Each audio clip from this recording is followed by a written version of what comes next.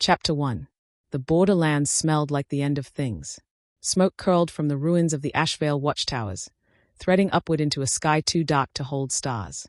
The rain came sideways, cold, unforgiving, turning the ash on the ground into a grey paste that clung to boots and bodies alike. Lightning split the horizon every few minutes, and in those white flashes, the destruction was total. The Iron Hollow pack had won. He stood at the center of it all, the way a storm stands at its own eye, perfectly still, perfectly lethal. Dravyn, Alpha King of the Iron Hollow.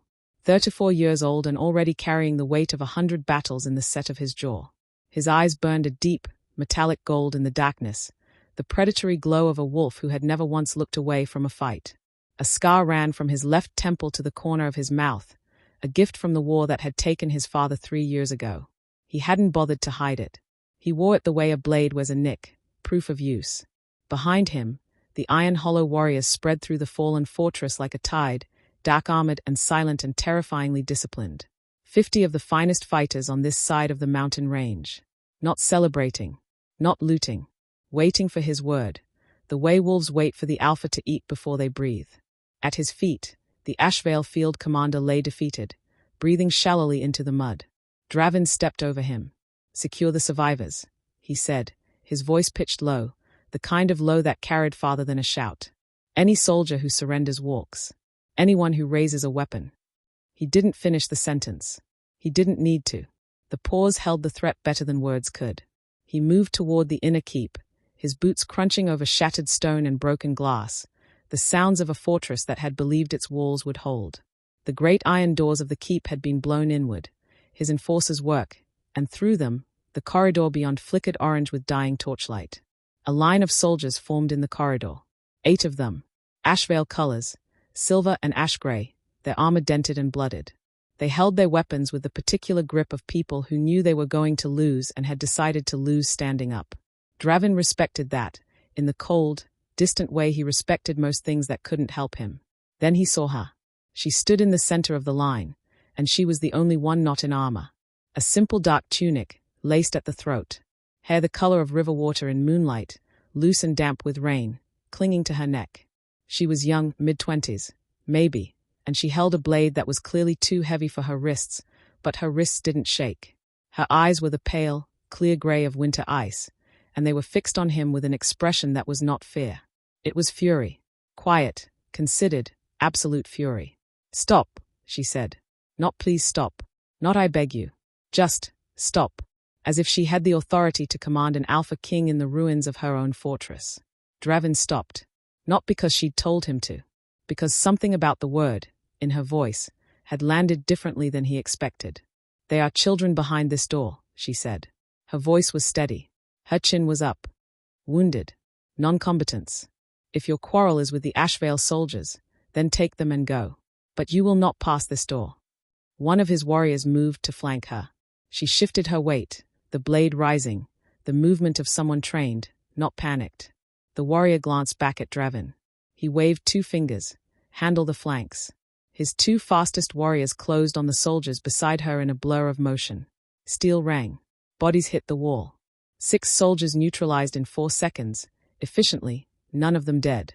The woman didn't flinch. She squared herself and raised the blade higher, and Dravyn was already moving, crossing the last 10 feet with the speed that had made grown alphas step back at treaty tables. He reached for her throat, the way he always ended resistance quickly. A grip, a controlled pressure, not fatal, just final. His palm closed around the side of her neck, and the world came apart. The sound hit first, not in his ears but in his chest. A crack, deep and resonant, like something that had been stoned for 1,000 years suddenly choosing to be alive. The torchlight in the corridor seemed to surge. The rain outside, which had been a constant white noise, went completely silent for 1 impossible second. Dravyn's gold eyes went black. Not dark, black. The metallic gold that had burned there his entire adult life simply, extinguished, replaced by something deeper and older, the color of the sky between stars. His hand, still at her throat, stopped being a weapon. His fingers spread. He felt her pulse beneath his palm like it was the first heartbeat he had ever noticed in his life, and something in the most primal architecture of his body recognized it. Mine. The word didn't arrive in language. It arrived the way breathing arrives, involuntary, fundamental, pre-conscious. The woman gasped. The blade dropped from her fingers and rang against the stone. A faint light pulsed beneath the skin of her collarbone, gold, warm, brief, like a candle seen through a closed hand. The same light pulsed at his palm where they touched. He heard his beta renic exhale sharply somewhere behind him. Dravyn stepped back. His hand left her throat and he looked at it, turning his palm up in the torchlight, as if it might tell him what had just happened. She pressed herself against the door behind her. Her hand went to her own throat, to the place he had touched, and her winter-grey eyes were no longer just furious. They were frightened, not of him, but of what had just happened between them. He knew the feeling. "What?" she started. "Quiet," he said, but the word had lost its edge. He said it the way someone says quiet in a library, not on a battlefield. From the floor, a sound. One of the Ashveil soldiers, older, grey at his temples, a deep wound in his side, was dragging himself toward the woman. His hand reached for the hem of her tunic, and his voice was barely a thread of sound. "My lady," he rasped. "Run. Get word to the High Alpha. Tell your father." Dravyn's head snapped toward the man, then back to the woman. He looked at her face, really looked, and found it suddenly, uselessly familiar. The set of the jaw, the line of the nose, the particular quality of composure that had to be bred into someone because no one came by it naturally under these circumstances. "Your father," he repeated. The words were slow, measured, the way words are when a mind is catching up to something it already knows. "Who is your father?" She said nothing. The dying soldier's hand fell. His head dropped to the stone. Dravyn stepped toward her. She pressed harder against the door. The gold light pulsed again at her collarbone, her body betraying what her silence was trying to protect. "Who are you?" he asked. His voice had dropped to something very quiet, very dangerous. "Tell me your name." She held his gaze for 3 full seconds. The torchlight moved between them. "Seraphine," she said, finally. "My name is Seraphine, and my father is Corvus, High Alpha of the Ashveil Clan." A pause, precise as a blade. "The man who will burn every stone of your mountain to gravel when he finds out you've touched me." The corridor was absolutely silent. Renick, somewhere behind Dravyn, made a sound that was not quite a word. Dravyn looked at the woman, Seraphine, and felt the bond in his chest pulling at him with a gravity that was entirely new to his experience. He had fought 40 wars. He had negotiated 6 treaties. He had buried his father and inherited a legacy built on blood and discipline and the absolute conviction that the Iron Hollow Pack's survival came before everything else. He had never once believed the moon goddess had a sense of humor. He was reconsidering. His hand lifted. Not to her throat this time. He grasped her wrist, firmly, but not cruelly, and turned toward the corridor. "The Ashveil children stay where they are," he said, loud enough for his warriors to hear. "No one enters that door." A pause. "The High Alpha's daughter comes with me." "I am not going anywhere with you," Seraphine said, her voice low and controlled and absolutely cold. "You are," he said simply. "The bond has already decided. The bond can be wrong." He glanced at her sideways, over his shoulder. Something moved at the corner of his mouth. Not quite a smile. Not quite not one. "The goddess doesn't make mistakes," he said. "Then perhaps," Seraphine said, not missing a beat, her grey eyes holding his black ones without flinching, "she simply has terrible taste." Chapter 2. They brought her through the mountain pass on horseback. Not bound. Not blindfolded. Dravyn had made that decision in the corridor and held to it as his warriors exchanged glances they were careful not to let him see. He rode at her side on his black stallion, close enough that the bond hummed between them like a plucked string that hadn't decided whether to go quiet or grow louder. Seraphine sat straight-backed on a grey mare someone had saddled for her, her damp hair drying in the cold mountain wind, her eyes fixed on the path ahead with the focused emptiness of someone concentrating very hard on not falling apart. She didn't speak for 2 hours. Neither did he. The Iron Hollow stronghold emerged from the mountain the way the mountain had simply decided to become architecture, all dark granite and angled towers, carved into the rock face rather than built against it. Torches burned in iron brackets along the outer wall. The gates were old, black-timbered, banded with forged steel that had been repaired so many times the original iron was impossible to identify beneath the layers of history. It was not a beautiful fortress. It was a fortress that had survived everything that had ever been thrown at it, and wore that survival openly. Seraphine looked at it as they rode through the gates, and Dravyn watched her look at it.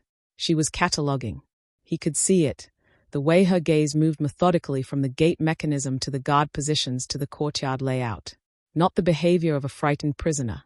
The behavior of a woman who had been raised to assess military infrastructure and was doing so on instinct even now, even here, even with a bond burning beneath her collarbone and her world in ruins behind her.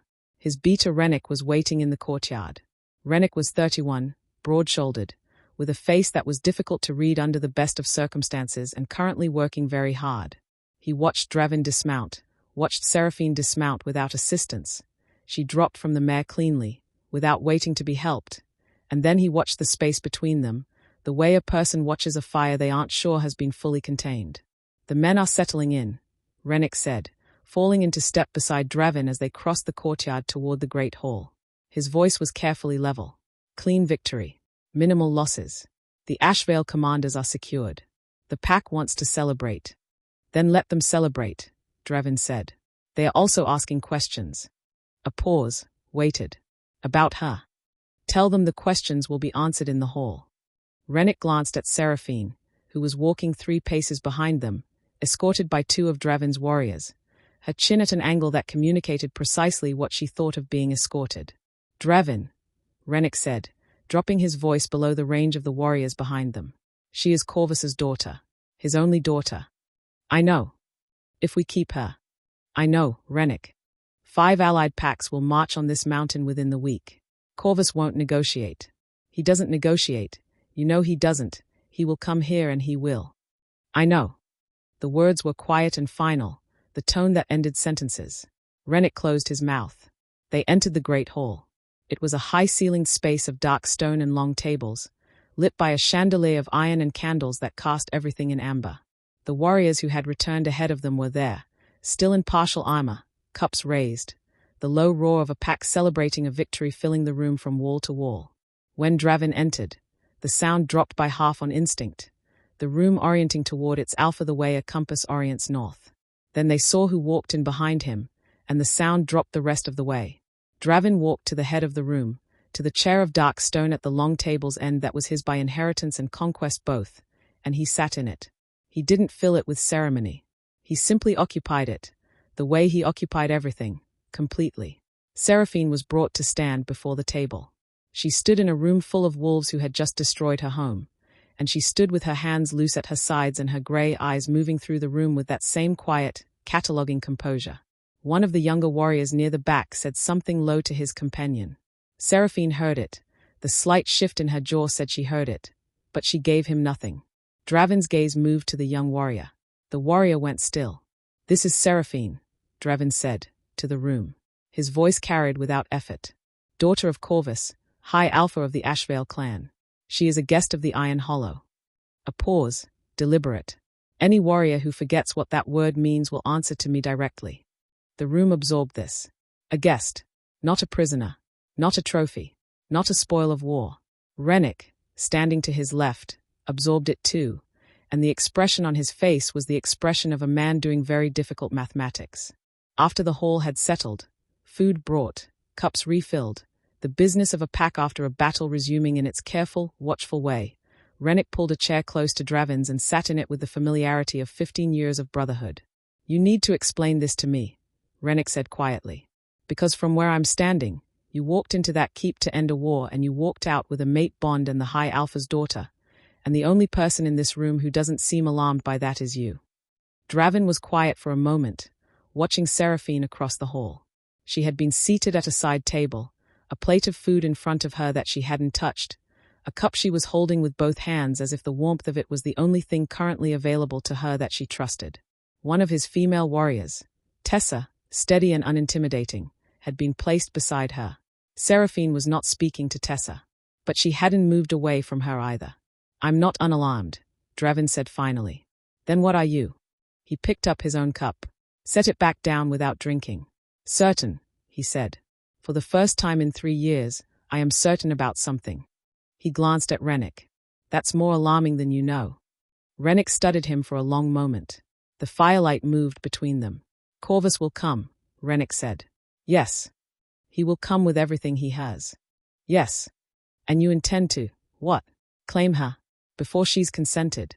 Before she's, Dravyn, she looked at you like she wanted to put that blade through your eye socket less than 4 hours ago. She didn't, though. A pause. Something moved at the corner of Dravyn's mouth. She dropped it. Rennick closed his eyes briefly. That's your evidence.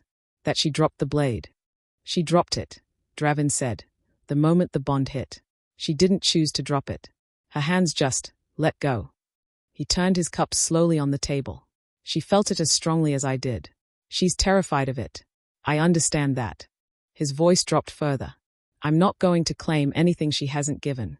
But I'm also not going to pretend the bond doesn't exist to make a political situation easier. A political? Rennick stopped himself. Breathed. Started again. Dravyn. 5 packs. This isn't a political situation. This is a political catastrophe. Dravyn said nothing. Across the hall, Seraphine had lifted her eyes from her cup. She wasn't looking at the room. She was looking at him, the way a person looks at a problem they haven't solved yet and aren't sure they can. When she found him already watching, she held his gaze for exactly 3 seconds, long enough to refuse to be the one who looked away first, and then returned her attention to the untouched plate in front of her. Dravyn turned back to his beater. Let them come, he said. Chapter 3. They gave her a room in the East Tower. It was not a cell. That was the first thing Seraphine registered when the warrior, Tessa, quiet and steady, with the kind of face that didn't perform friendliness but didn't perform hostility either, pushed open the heavy oak door and stood aside to let her through. The room was spare but not cruel. A bed with dark blankets, thick enough for the mountain cold. A writing desk beneath a narrow window. A wash basin with clean water and a folded cloth beside it. A fireplace in which someone had already laid a fire, the flames low and orange and steady. Not a cell. She stood in the center of it and heard the door close behind her and stood very still and did not allow herself to feel anything for approximately 30 seconds. Then she sat on the edge of the bed and pressed the heels of her hands against her eyes and breathed. The fortress was gone. She had seen it burning as they rode out. The western tower collapsed, the gates destroyed, the courtyard that she had crossed 1,000 times now full of Iron Hollow wolves. The life she had known, the training yards, the great library her mother had built before she died, the small garden off the east corridor where her father grew things he would never admit to growing because a high alpha of the Ashveil clan was not supposed to care about lavender, all of it, either burning or occupied. Her people. She pressed harder against her eyes. The children behind the door had been safe when they left. She had heard Dravyn give the order himself. No one enters that door. And the Iron Hollow warriors had obeyed it without question. She had watched from the corridor as they stood aside, disciplined and absolute. That was the thing she hadn't expected and couldn't afford to examine too closely. They had obeyed. She had expected savagery. She had been raised on the stories of the Iron Hollow. Her father's voice at the dinner table, low and certain, cataloguing the brutality of the pack that had taken territory after territory along the mountain range. The Alpha King who answered diplomacy with silence and borders with fire. She had not expected a man who ordered his warriors to leave a door full of children alone. She had not expected the bond. Her hand moved to her collarbone without her permission, pressing against the spot where the light had pulsed when his hand closed around her throat. It had faded now, hours ago, but the warmth beneath the skin remained, the way a handprint remains in soft wax after the hand is gone. She could still feel the exact architecture of his palm. She could still feel the moment the world had cracked open and something ancient and enormous had looked out through it and said, without asking anyone's permission, this one is yours." She dropped her hand and stood up sharply. She was not doing this. She crossed to the window and looked out. The mountain stretched away below the tower in folds of dark rock and scrub pine, lit by a half-moon that had emerged from behind the clouds. The pass they had ridden through was visible from here, a dark cut between 2 peaks, leading back toward Ashveil territory, toward her father. Her father would already know. Corvus of the Ashveil clan was not a man who lacked information. He had scouts on every major pass, in every border village, in half the neutral territories between here and the eastern ranges. By now, within hours of the battle, someone would have gotten word through. Someone would have told him his fortress had fallen. And someone, eventually, would tell him about her. She tried to imagine her father's face when he heard. She couldn't hold the image. It broke apart every time she assembled it, because there were 2 versions of Corvus. The father who had planted lavender and read to her by firelight when she was small, and the High Alpha who had made the word iron a synonym for enemy long before the Iron Hollow had ever given him real cause. She had grown up between those two versions, learning to navigate the space where they didn't quite overlap, never entirely certain which one would show up on a given morning. He would come for her. Of that she was certain. Whatever the cost, whatever the alliance required, whatever diplomatic ground had to be burned, he would come. Not only because she was his daughter, because she was the Ashveil heir, and Corvus did not leave strategic assets in enemy hands. She wasn't sure, this late at night, in this cold tower room, which of those reasons she found more comforting. A knock at the door. She turned from the window, composed herself in the 2 seconds between the knock and the door opening, because composure was a thing she wore like armor and she had not yet taken it off. Dravyn came in alone. He had washed. The blood and ash of the battle were gone, his dark hair damp at the edges, wearing a plain shirt and trousers with no armor and no weapons visible, which somehow made him more unsettling rather than less.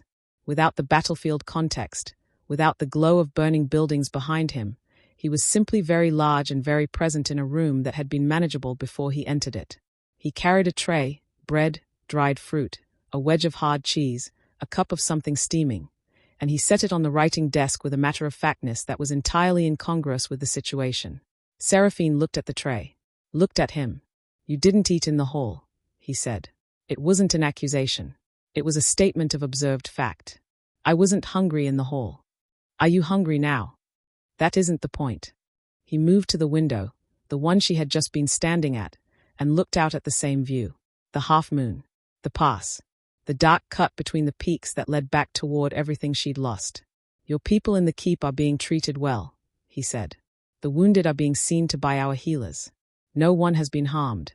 She said nothing, because saying thank you was impossible and saying it doesn't matter was a lie, and she wasn't going to give him either. "The children?" "Fine. Still behind the door, as far as I know.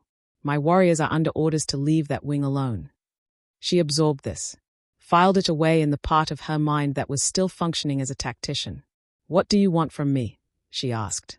Her voice was level. She had worked to make it level. "You've won the war. You have the fortress, the territory, the commanders. You don't need a hostage. My father won't negotiate. You know that as well as I do. So what is the purpose of keeping me here?" He turned from the window. His eyes, in the firelight, had returned to their normal gold, the deep, metallic amber that had been the last thing she'd seen clearly before the bond had hit and turned them black.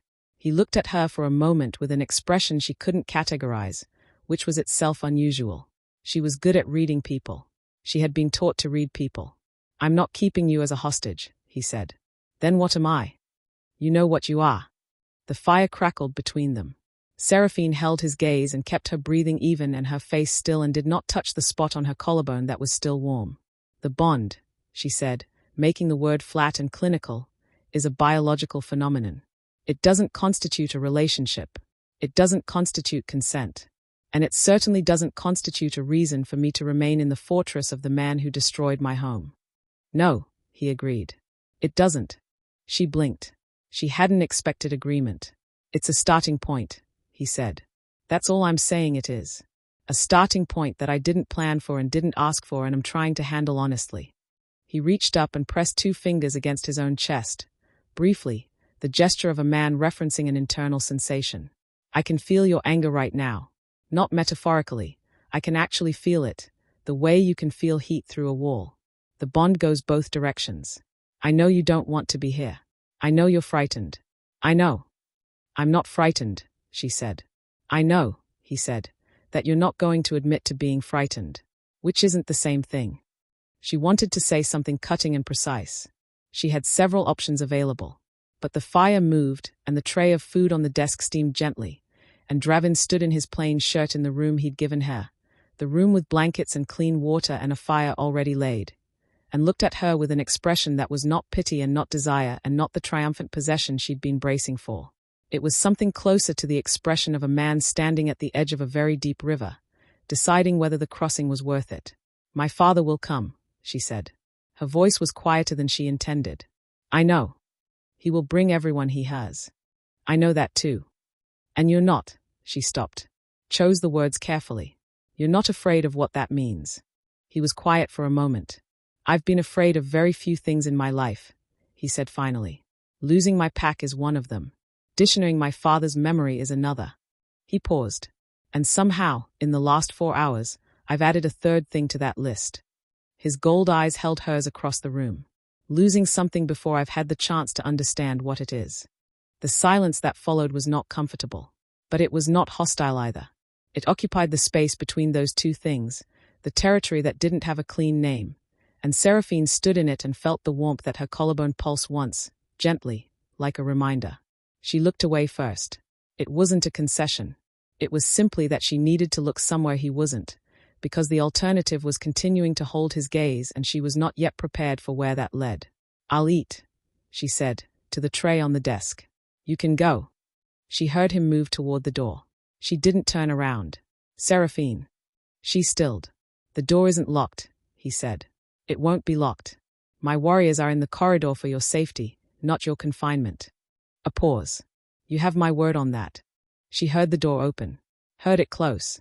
She stood alone in the room for a long moment, her hand pressed flat against her collarbone, feeling the warmth that wouldn't go away, listening to the mountains settle around the fortress that had become, without her consent and without her understanding, the place where her future had decided to begin. Then she crossed to the desk, sat down, and ate. Chapter 4. Morning came to the Iron Hollow the way it always came to high places, reluctantly, and with cold. The light arrived first as a grey suggestion along the eastern peaks, then slowly, grudgingly, as something closer to gold, filtering through the narrow windows of the stronghold and laying itself across the dark stone floors in thin, pale strips. In the courtyards below, the pack had already begun its day. The sounds drifted up through the tower walls.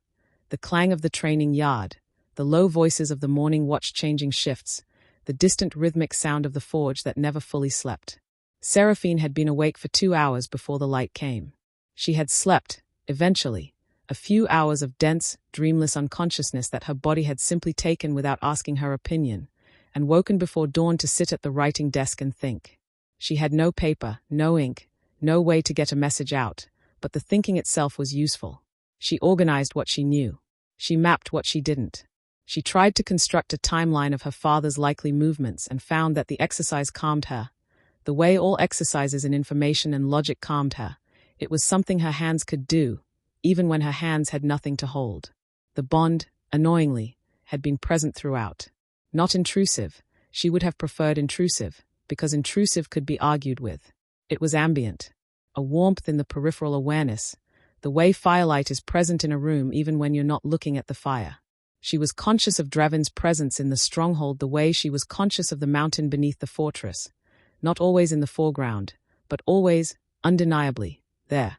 Twice during the night she had felt something move through the warmth that she could only describe as restlessness. She had no way of knowing if it was his or hers. She didn't examine that question too carefully. When Tessa knocked at dawn and offered to show her the stronghold, "The Alpha's orders are that you have access to the common areas." Seraphine said yes immediately, not because she trusted the offer but because she needed information and a guided tour was information. The Iron Hollow was older than she'd expected. She had grown up hearing her father describe it as a military installation, a conquered series of outposts stitched together by aggression and necessity. What she moved through that morning was something different, a place that had been lived in for generations, that had accumulated the texture of continuity. The great hall, in daylight, showed the marks of decades of use in its scarred tables and worn floor stones. The corridors were hung not with trophies but with maps, old ones, new ones, some clearly hand-drawn, covering every wall of the passage near what she identified as the strategy room. The training yard held wolves of every age, from adolescents learning their first forms to veterans running drills with the automatic grace of people who had been doing the same thing for 30 years. They watched her as she passed. Not with hostility, with curiosity. She was aware that she was being assessed, the way any new presence in a pack is assessed, and she kept her posture neutral and her pace steady and met enough eyes to signal that she was not afraid without meeting so many that it read as challenge. Near the eastern corridor, she found the library. She stopped in the doorway without meaning to. It was not her mother's library. Nothing would ever be her mother's library. But it was large and well-kept, with shelves that ran from floor to ceiling and a skylight cut into the stone above that dropped a column of grey morning light onto a central reading table. The smell of it, old paper, leather, the particular dusty warmth of a room full of stored knowledge, hit her somewhere in the chest and stayed there. You can use it, Tessa said, from behind her. If you want. Seraphine stepped inside. She ran her fingers along a row of spines without pulling any of them out. History of the Northern Pact Territories. Boundary law and treaty records. A shelf of what appeared to be botanical references. She paused on those, thinking of the lavender garden, then kept moving. At the end of the row, a gap where a volume had been recently removed and not replaced. She noted the gap the way she noted everything, adding it to the map she was constructing. She found him at the strategy room an hour later. Not intentionally. She was following the map corridor and the strategy room door was open and she looked through it as she passed and there he was, standing at a long table covered in territorial maps, two of his senior warriors on the other side of it and Rennick at his left shoulder. They were deep in conversation, voices low, and Dravyn's back was to the door. She could see the line of his shoulders, the way he stood over the table, not leaning on it but above it, upright, one hand resting on the map's edge while the other moved to indicate positions. A commander in his own element. She should have kept walking.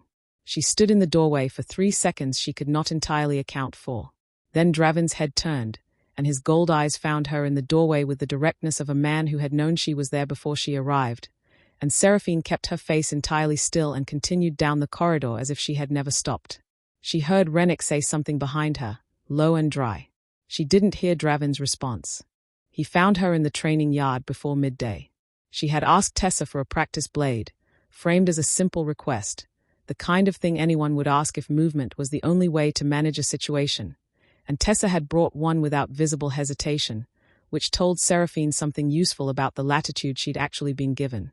She'd been working through forms alone in the far corner of the yard, the movements coming back to muscle memory even after the sleepless night, the familiar discipline of footwork and balance and controlled extension settling something in her nervous system that nothing else had managed to settle. She heard the yard go slightly quieter and knew he was there before she turned. He stood at the edge of the yard, watching. He had his arms crossed and his expression was the expression of someone watching something they are assessing, not performing, and Seraphine completed the form she was in the middle of before she acknowledged him, because stopping mid-form would have been a concession. When she finished, she lowered the practice blade and turned. You were trained by Marin Ashveil, he said. She stilled. You know Marin's style. I know everyone worth knowing on this side of the mountain range. He walked toward her, not quickly, with the unhurried pace of a man in his own space. Marin trained under the Greycroft master before the dissolution. The footwork is distinctive. You keep your weight 2 inches further back than most schools teach. Better for absorbing a larger opponent's momentum. She looked at him steadily. You study combat theory. I study everything that might kill me or my pack.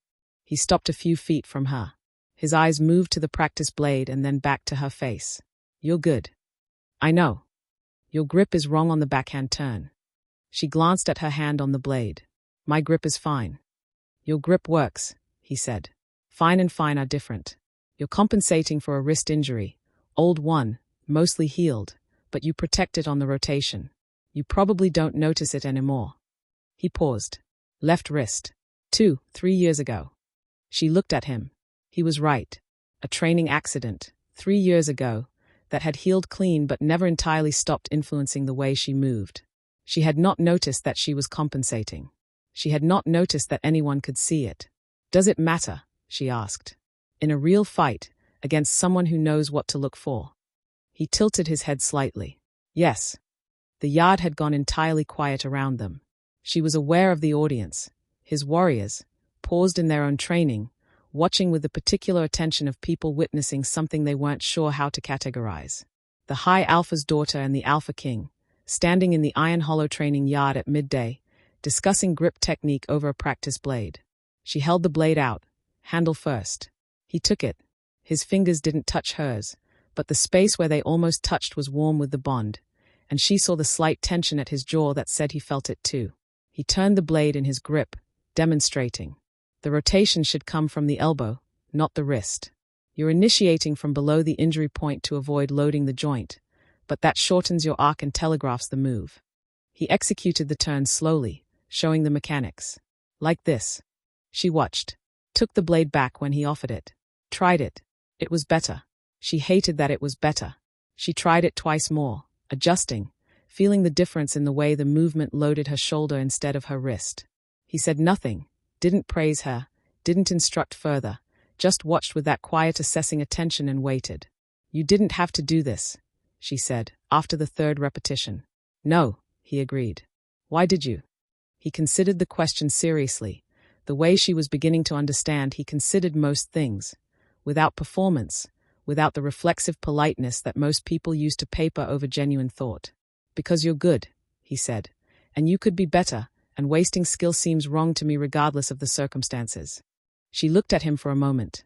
"That is a very strange thing to say to someone you've taken captive." "You're not captive," he said. "You're here without my consent," she said. "In your stronghold. Unable to leave." He was quiet for a beat. "Yes," he said. "That's true. And I'm not going to pretend it isn't." He met her eyes directly. "I'm also not going to pretend I have a clean solution to it. The bond exists. Your father is coming. My pack's safety matters to me more than almost anything." He paused. "But so does your safety. Those things are in conflict right now, and I won't lie to you about it." The yard was still quiet around them. Seraphine lowered the practice blade. She had been told many things by many people in her life, diplomats, warriors, advisors, her father on his 2 different mornings. She had developed a finely calibrated sense for the texture of a lie, the small hesitations and careful word choices that signaled a person managing what they revealed rather than simply speaking. She applied that sense now, running it over everything Dravyn had just said, looking for the seams. She didn't find any. That was possibly the most unsettling thing that had happened since the bond itself. "My father's name will be enough to bring 5 packs to these gates," she said. "You know what that means for your people." "Yes. And the bond isn't enough reason to risk that. Not for a rational alpha." "Probably not," he said. "So what are you doing?" she asked. And underneath the tactical question, underneath all the careful armor of assessment and composure, a quieter question moved. One she hadn't meant to ask, that was asking itself. "What are you actually doing?" He held her gaze for a long, unguarded moment. "Trying to figure out," he said quietly, "how to hold 2 impossible things at once without dropping either of them." He glanced away briefly, toward the mountain peaks visible above the yard walls, then back. "I don't have the answer yet."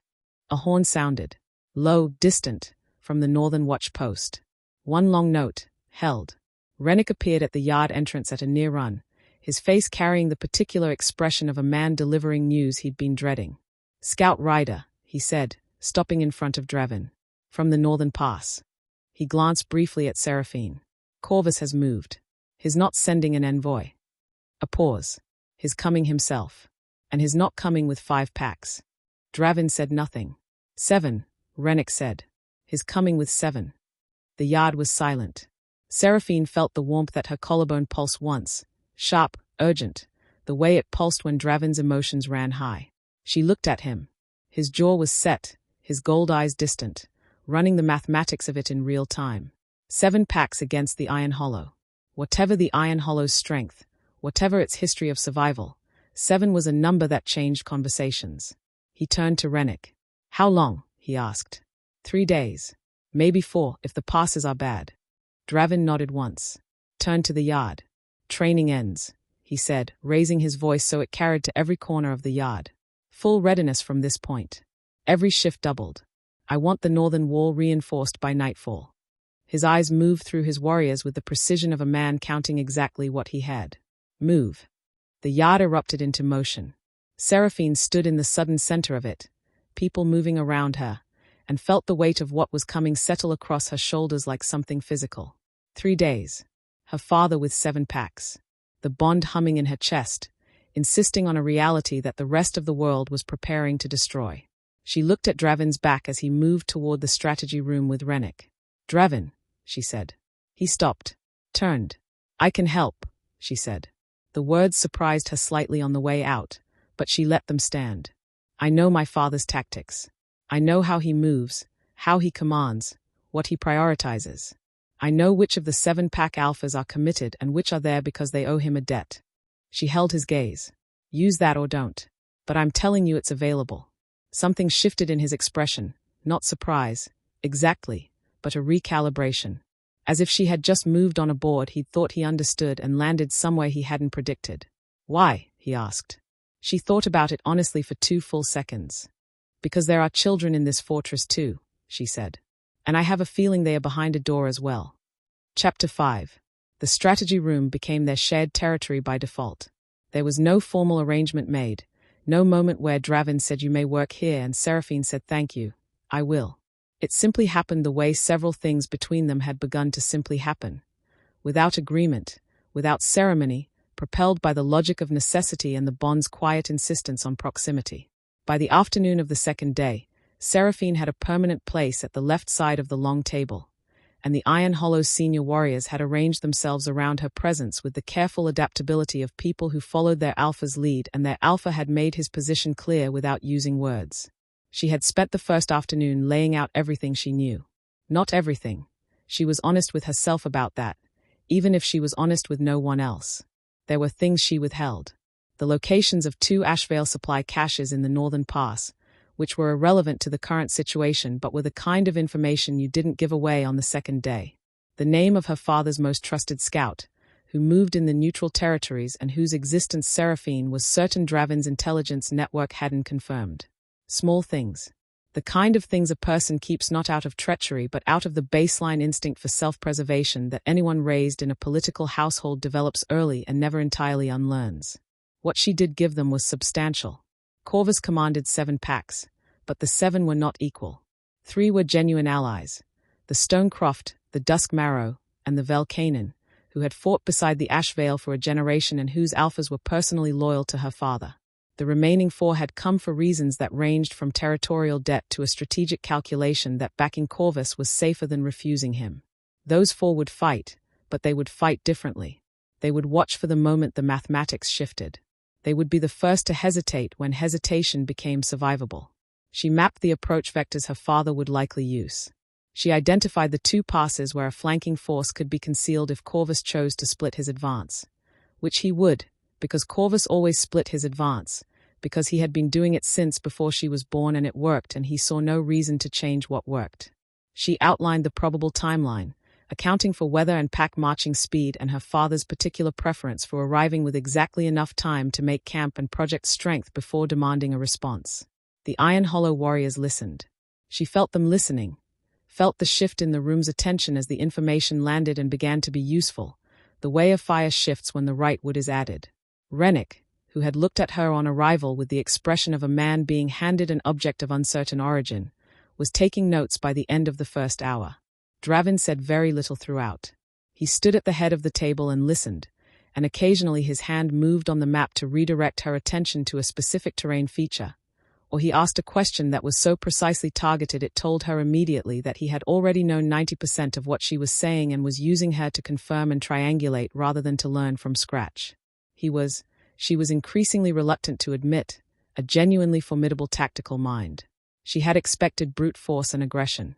What she found instead was patience, precision, and a capacity for holding contradictory possibilities open simultaneously that was unusual in anyone and almost unheard of in an alpha. It was, she decided, objectively the most inconvenient thing about him. After the session, when the warriors had dispersed to their readiness tasks and Rennick had taken the updated maps to the wall commanders, she and Dravyn were left alone in the strategy room in the late afternoon light. It happened that way sometimes, the room emptying around them while neither of them moved to leave, as if both of them had tacitly decided the conversation wasn't finished without either of them saying so. She was rolling one of the smaller maps when he spoke. "You held something back," he said.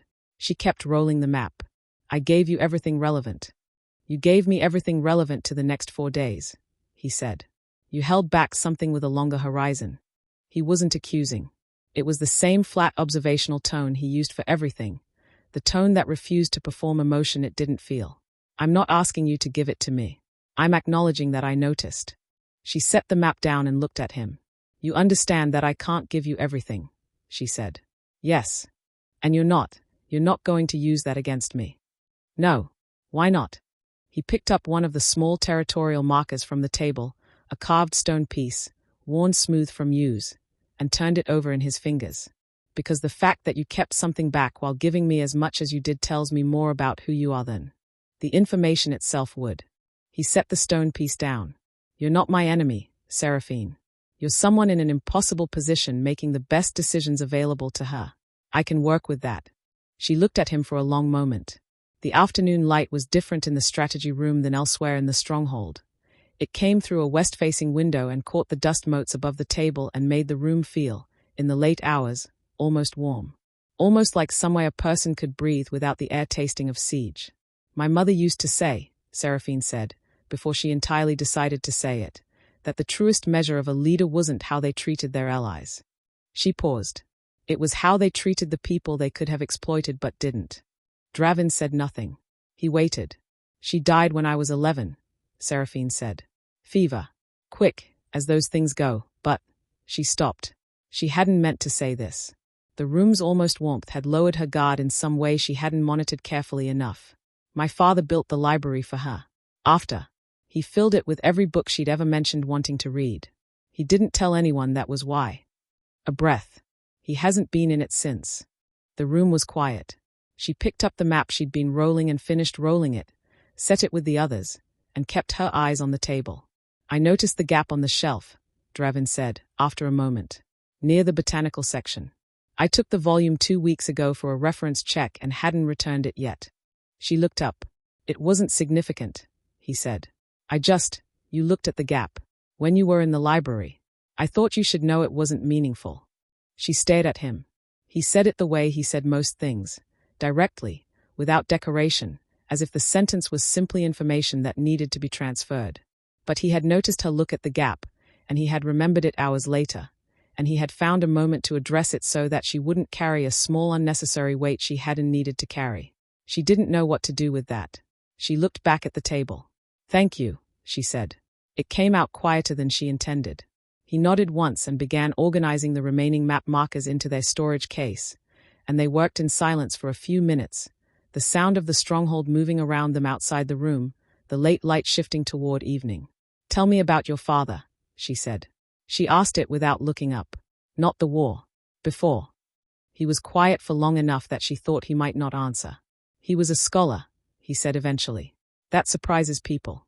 They expect, because of what the Iron Hollow is, what it's had to be, they expect the history to be all blood and conquest. He paused. He was. He could be. When he needed to be. There was no one harder. But in the mornings, before anyone was awake, he used to sit in the map room with an old text on pack lore and a cup of tea that was always too cold by the time he drank it, and he'd read.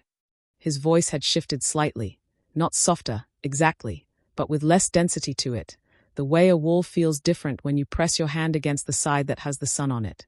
He believed you couldn't lead well without understanding the full history of what you were leading. Every decision he made came from that. What happened to him? A pause. Your father, he said.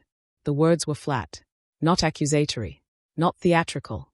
Just the answer to the question, set down between them like a stone. Seraphine went very still. I know, she said, after a moment. I know you know. The silence that followed was not comfortable, but it was not evasive either. It was the silence of two people looking at the same wound from different sides and neither of them pretending it wasn't there. He was operating under his own convictions about the border territory, she said carefully. My father believed the Iron Hollow was. I know what your father believed, Dravyn said. His voice was still level, still controlled. But something beneath the level, beneath the control. She felt it through the bond, a low distant heat, the way you feel the temperature change before the weather does. I was 17. I watched it happen. A breath. I'm not telling you this to open a wound. I'm telling you because you deserve to know the whole shape of what's between us and not a curated version of it. She looked at him then. He was looking at the map on the table, not at her, and his jaw was set in the way she had begun to recognize as control being exercised, not naturally present. The same is true in the other direction, she said quietly. The things your pack has done to Ashveil border villages in the last 3 years. The families that were displaced. Yes, he said. You're not going to argue it. No. He met her eyes. It happened. My orders were for controlled engagements. What happened in some of those villages wasn't controlled. I've dealt with the warriors responsible. His gaze was steady, direct. It doesn't undo it. She held his gaze. She had expected, if this moment ever came, that she would feel the satisfaction of confrontation delivered, the clean release of an accusation that had been waiting. She didn't feel that. She felt something more complicated and less comfortable. the specific exhaustion of being angry at someone who wasn't defending the thing she was angry about. "This is a very strange conversation to be having," she said. "Yes," he agreed. And something moved at the corner of his mouth, brief, almost not there. "I find that most of the conversations we have are not the conversations I anticipated we'd be having." "What did you anticipate?" He considered. "More hostility. More performance. People in your situation usually either collapse or attack. You're doing neither." "I'm doing neither because neither would be useful." "I know," he said. "That's what I didn't anticipate." A pause. "Most people's survival instincts make them predictable. Yours makes you unpredictable. I'm still adjusting." She looked at him for a moment longer than was entirely strategic. The bond pulsed between them, not urgently, not with the sharp insistence it sometimes carried. Slowly, the way a tide moves, without announcement, without drama, simply and continuously in one direction. She picked up the last of the map markers and placed it in the storage case. "4 pack alphas who are there because they owe my father a debt," she said, returning to the ground of tactics, which was safer. "I can give you their names, their specific debts, and what each of them would need to hear to consider walking away from the field." Dravyn straightened slightly. His eyes sharpened. "That's the information you were holding back," he said. "Part of it," she said honestly. He looked at her for a moment, and in his expression, clearly visible, the recalibration she had seen in the training yard. The piece moving on the board. The position he hadn't predicted. "Why now?" he said. She thought about her answer. "Because," she said carefully, "you told me about the gap in the bookshelf." She picked up her water cup. "And because you didn't argue about the border villages." She met his eyes over the rim of the cup. "And because you were 17 and you told me that without using it." The room was very quiet. "Those are strange reasons for a tactical decision," he said. "They are not tactical reasons," she said. "They are the other kind." She set the cup down and picked up a fresh sheet of parchment and began to write, and Dravyn sat down across the table from her and was silent in the particular way she was learning to distinguish from his other silences. Not the silence of a man who had nothing to say, but the silence of a man who had too much and was choosing carefully. Outside, the mountain wind had picked up. 3 days, maybe 4. Inside the strategy room, in the last of the afternoon light, the High Alpha's daughter and the Iron Hollow King sat together over maps and parchment, and the bond moved between them like a tide, and neither of them named what was happening, because some things, if you name them too early, break before they are strong enough to hold the weight of what they are called. Chapter 6. The dream started on the 3rd night. Seraphine woke before dawn with her hand pressed flat against her collarbone and the fading residue of something she couldn't hold onto, warmth, movement, the sense of a presence so close it had been indistinguishable from her own breathing. She lay in the dark for a long moment, staring at the ceiling stones above the bed, and tried to reconstruct what she had dreamed. She couldn't. It dissolved the way those particular dreams always dissolved, leaving only the feeling behind, the way a fire leaves warmth in a room long after the flame is gone. She sat up. The stronghold was quiet at this hour, the deep, specific quiet of a place between watches, the few hours when even the most disciplined fortress exhaled. Outside the narrow window, the mountain sky was a deep and absolute black, the stars very bright and very cold, the kind of sky that existed only at altitude and only in the hours before dawn decided to begin its argument with the dark. She had been here 4 days. 4 days. And the world she had woken into on the morning of the battle felt further away than the mathematics of days could account for. The Ashveil fortress, the corridors she had mapped with her feet before she could map them with her mind, the particular creak of the 3rd step on the east staircase, the smell of her father's study, the sound of the training yard at dawn. All of it was present in her memory with perfect clarity and simultaneously receding, the way a shoreline recedes when you are on a ship that is already moving. She was moving. She could feel it. The bond was responsible for some of it. She knew that, and knowing it didn't make it less true or less disorienting. The bond was designed, if designed was the right word for something the moon goddess had supposedly woven into the fundamental architecture of shifter existence, to create connection, orientation, the irreversible reweighting of a person's sense of where home was. It operated below the threshold of conscious decision, the way digestion operated, the way healing operated. You didn't choose it. It simply proceeded. What she hadn't expected was that she would be able to watch it happening. She was aware, with a clarity she found deeply inconvenient, of the precise increments by which her internal landscape was shifting. The moments when she caught herself noting something about the Iron Hollow with appreciation rather than assessment.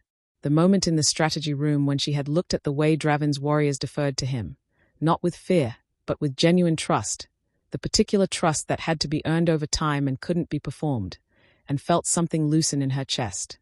The moment she had told him about her mother, which she had not planned and had not entirely understood even as it was happening. She was watching herself reorient and she couldn't stop it, and she wasn't entirely sure she wanted to, and that last part was what kept her awake. She dressed and went down to the library. It was empty at this hour, which was what she wanted. She lit 2 candles at the reading table and pulled a volume at random, Old Pack Law, which she'd read before but not for years, and sat in the column of candlelight and tried to read and found that the words moved past her eyes without landing. She set the book down after 10 minutes and simply sat, her hands flat on the table, and let the library be quiet around her. She heard his footsteps before the door opened. She had learned the sound of them, another thing she hadn't chosen to learn, the bond simply adding it to her inventory of Dravyn-specific information without asking, the particular even weight and pace of a man who moved with the full consciousness of where his body was in space at all times. Never hurried, never careless. He stopped in the doorway when he saw her. He was dressed for the early hours, plain, dark clothing, no armor, his hair slightly disordered in the way it was only before he was fully awake. He had a book under one arm. He looked at her, and she looked at him, and the candlelight moved between them in the draft from the corridor. "The botanical section," she said, because something had to be said and she chose the safest option. He looked down at the book under his arm, as if he'd briefly forgotten it was there. History of Northern Border Treaties. He moved into the library, unhurried, and sat at the far end of the reading table, close enough that the candlelight reached him, far enough that it wasn't an encroachment. He opened the book. "Couldn't sleep," he said, simply. "Neither could I." He nodded and began to read. She picked up her own book again. They read in silence for a time that was difficult to measure, long enough for the candles to burn down a 1/4 inch, long enough for the quality of the dark outside the skylight to begin its first, barely perceptible shift towards something not yet light but no longer absolute. The stronghold breathed around them. The library held its smell of old paper and leather. The bond moved in the background of everything, ambient and constant, like weather. "The dreams," she said, without looking up from her page. He was quiet for a moment. "Yes," he said. "They're yours. Some of them, probably. The bond shares. It doesn't always announce the direction." He turned a page. "I apologize if they were disruptive." She looked at the ceiling briefly. "Don't apologize for something you didn't control." "Fair." She returned to her book. He returned to his. The silence resumed, but it was a different quality of silence now, not the silence of 2 people avoiding something, but the silence of 2 people who had acknowledged the thing and set it aside and were, for this moment, simply present in the same space without requiring anything of it. "Can I ask you something?" she said. "Yes." "When it happened, when the bond activated, what did it feel like?" She kept her eyes on her page, the words still not landing, but the posture of reading giving her some way to be while she asked. "From your side." He considered for a moment. She could feel him considering, the bond carrying not the content of thoughts but the texture of them, the particular density of a mind taking something seriously. "Like a key," he said. "In a lock I didn't know I had." He paused. "I've heard it described in different ways. My mother described it as a sound, like hearing a note you'd been waiting for without knowing you were waiting. My father," a brief stop. "My father said he felt it as a weight leaving. Something he'd been carrying so long he'd stopped noticing it, suddenly gone." She thought about that. "For me it was light," she said quietly, before she'd decided to say it. "The physical light, I saw it, under my skin. And I thought, my first coherent thought in the moment was, that's not supposed to be visible." She paused, as if the primary problem was that it was aesthetically inconsistent with how these things are supposed to work. Something shifted at the far end of the table. She looked up and found that Dravyn had lowered his book and was watching her with an expression that was different from his usual expressions. Not the assessing look, not the tactical look, not the controlled emotion look she had catalogued over 4 days of careful observation. Something quieter. Something that sat in his face the way light sits in still water. Present, without drama, without announcement. She looked back at her book. "My mother told me about it," she said. The bond. When I was old enough to understand. She told me it was the most frightening and the most certain thing that had ever happened to her, and that those two qualities coexisted without resolving, for a long time. A breath. I thought I understood what she meant. I was wrong about the scale of it. Yes, he said. It doesn't make the other things smaller, she said. I need you to know that. The things between our packs, my father, the war, the bond being real doesn't make those things less real. I know, he said. I'm not moving toward you, she said, and the words were careful and precise and also, somewhere beneath the precision, not entirely true, and she knew it and suspected he did too. I'm trying to hold my position. He was quiet for a moment. I know that too, he said. I'm not asking you to move. I'm asking for the chance to be someone worth moving toward. When and if you decide that's something you want. A pause. I'm aware that's a large ask given the current circumstances. She looked at him then. He met her gaze steadily, the way he met everything, directly, without flinching, with the particular quality of honesty that she had spent 4 days deciding was either genuine or the most sophisticated performance she had ever encountered, and had arrived at the conclusion, reluctantly, that it was genuine. It is a large ask, she said. I know. I might decide the answer is no. I know that too. She held his gaze for a moment longer. Why are you telling me this now? She said. At this hour. In the library. He looked down at his book briefly. Because your father arrives tomorrow or the day after. Because once he arrives, everything becomes about position and force and ancient law and whatever outcome the goddess has in mind for all of this. He looked back up. I wanted to say it once, clearly, before all of that, without it being a tactic, without it being leverage. He paused. Just once. Clearly. The candles moved between them. Seraphine sat with what he had said and felt it settle through her, moving past the fortifications and the cataloguing and the careful tactical composure, settling somewhere deeper where those things didn't fully reach, and she let it settle without stopping it because stopping it, here, in the library at the pre-dawn hour with the old pack law books and the botanical shelf with its gap and the skylight beginning its almost imperceptible shift toward grey, stopping it felt like refusing. Something she hadn't been offered enough times to refuse without cost. She didn't say anything for a long time. Then she said, he described it as a weight leaving. Dravyn looked at her. Your father, she said. The bond. A weight he'd been carrying so long he'd stopped noticing it. She met his eyes. I think I understand that better than the other descriptions. Something moved in his expression. Brief, careful, held. Yes, he said quietly. So do I. They returned to their books. The skylight above them shifted from black to the deep blue that comes before grey, and the library held them in its smell of paper and its candlelight and its silence, and outside the mountain wind carried the cold of the high passes and the distant, inevitable future moving toward them at the pace of 7 packs on the march, and inside the bond moved between them like a tide and like a key in a lock and like a note held in the air after the instrument has stopped playing, present, and warm, and waiting. The message arrived at mid-morning. A rider, Ashveil colors, under a white flag of parley. Dravyn's gate commander had let him through, the right decision, observed Seraphine from the wall where she'd been standing when the rider arrived, watching the northern pass with the particular attention of someone expecting something they cannot prevent. The rider dismounted in the courtyard and was escorted to the great hall, and Dravyn's warriors moved with the disciplined efficiency she had grown accustomed to, clearing the hall, positioning themselves at the doors, the subtle choreography of a pack preparing for information it knew it wasn't going to like. She came down from the wall. Rennick met her in the corridor outside the hall. He looked at her with an expression that had evolved, over 4 days, from the wariness of early suspicion towards something she would cautiously categorize as provisional respect. He held out the rolled parchment. It's addressed to you, he said. She took it. The seal was her father's, the Ashveil crest, ash-grey wax, stamped hard enough that the impression was deep and absolutely clear. She broke it without ceremony and unrolled the parchment and read it. She read it twice.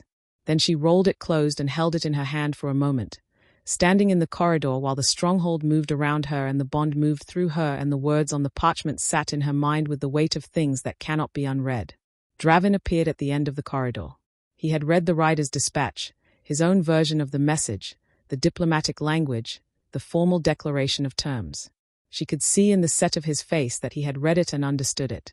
He walked toward her and stopped a few feet away and looked at the rolled parchment in her hand. He says he'll withdraw, she said. All 7 packs. Full withdrawal, no retribution, peace terms negotiated within the month. She paused. If I come to the gate alone and return to the Ashveil lines by sunrise tomorrow. Dravyn said nothing. He's not asking you to release me, she said. He's asking me to come. She looked up from the parchment. He knows about the bond. Someone told him, probably his scout in the neutral territory. He knows I can move freely. She met Dravyn's gold eyes. He's giving me the choice. He's giving you the appearance of choice, Dravyn said carefully, with 7 packs behind it. Yes, she said. That is my father's particular approach to choices. She looked down at the parchment again. If I go, the war ends. Your pack survives what's coming. The children behind both doors survive. She paused. If I stay. If you stay, Dravyn said, I will defend this stronghold with everything I have, and I will not ask you to leave, and I will not pretend the bond isn't real to solve a military problem. But I will also not pretend there's no cost. His jaw tightened slightly. There's a cost. I know what it is. She looked at him. You're not going to tell me what to do, she said. No. Most alphas would. I know. She stood in the corridor with the rolled parchment in her hand and felt the weight of every piece of information she had ever been given about how these moments were supposed to go. The pack stories, her father's histories, the old texts in the library about mate bonds and ancient lore, and the moon goddess's design. None of them had prepared her for the specific texture of this. Standing in an enemy's corridor, holding her father's ultimatum, with a bond in her chest that was not demanding, not insisting, simply present. Simply waiting. Waiting for her. I need to think, she said. Chapter 7.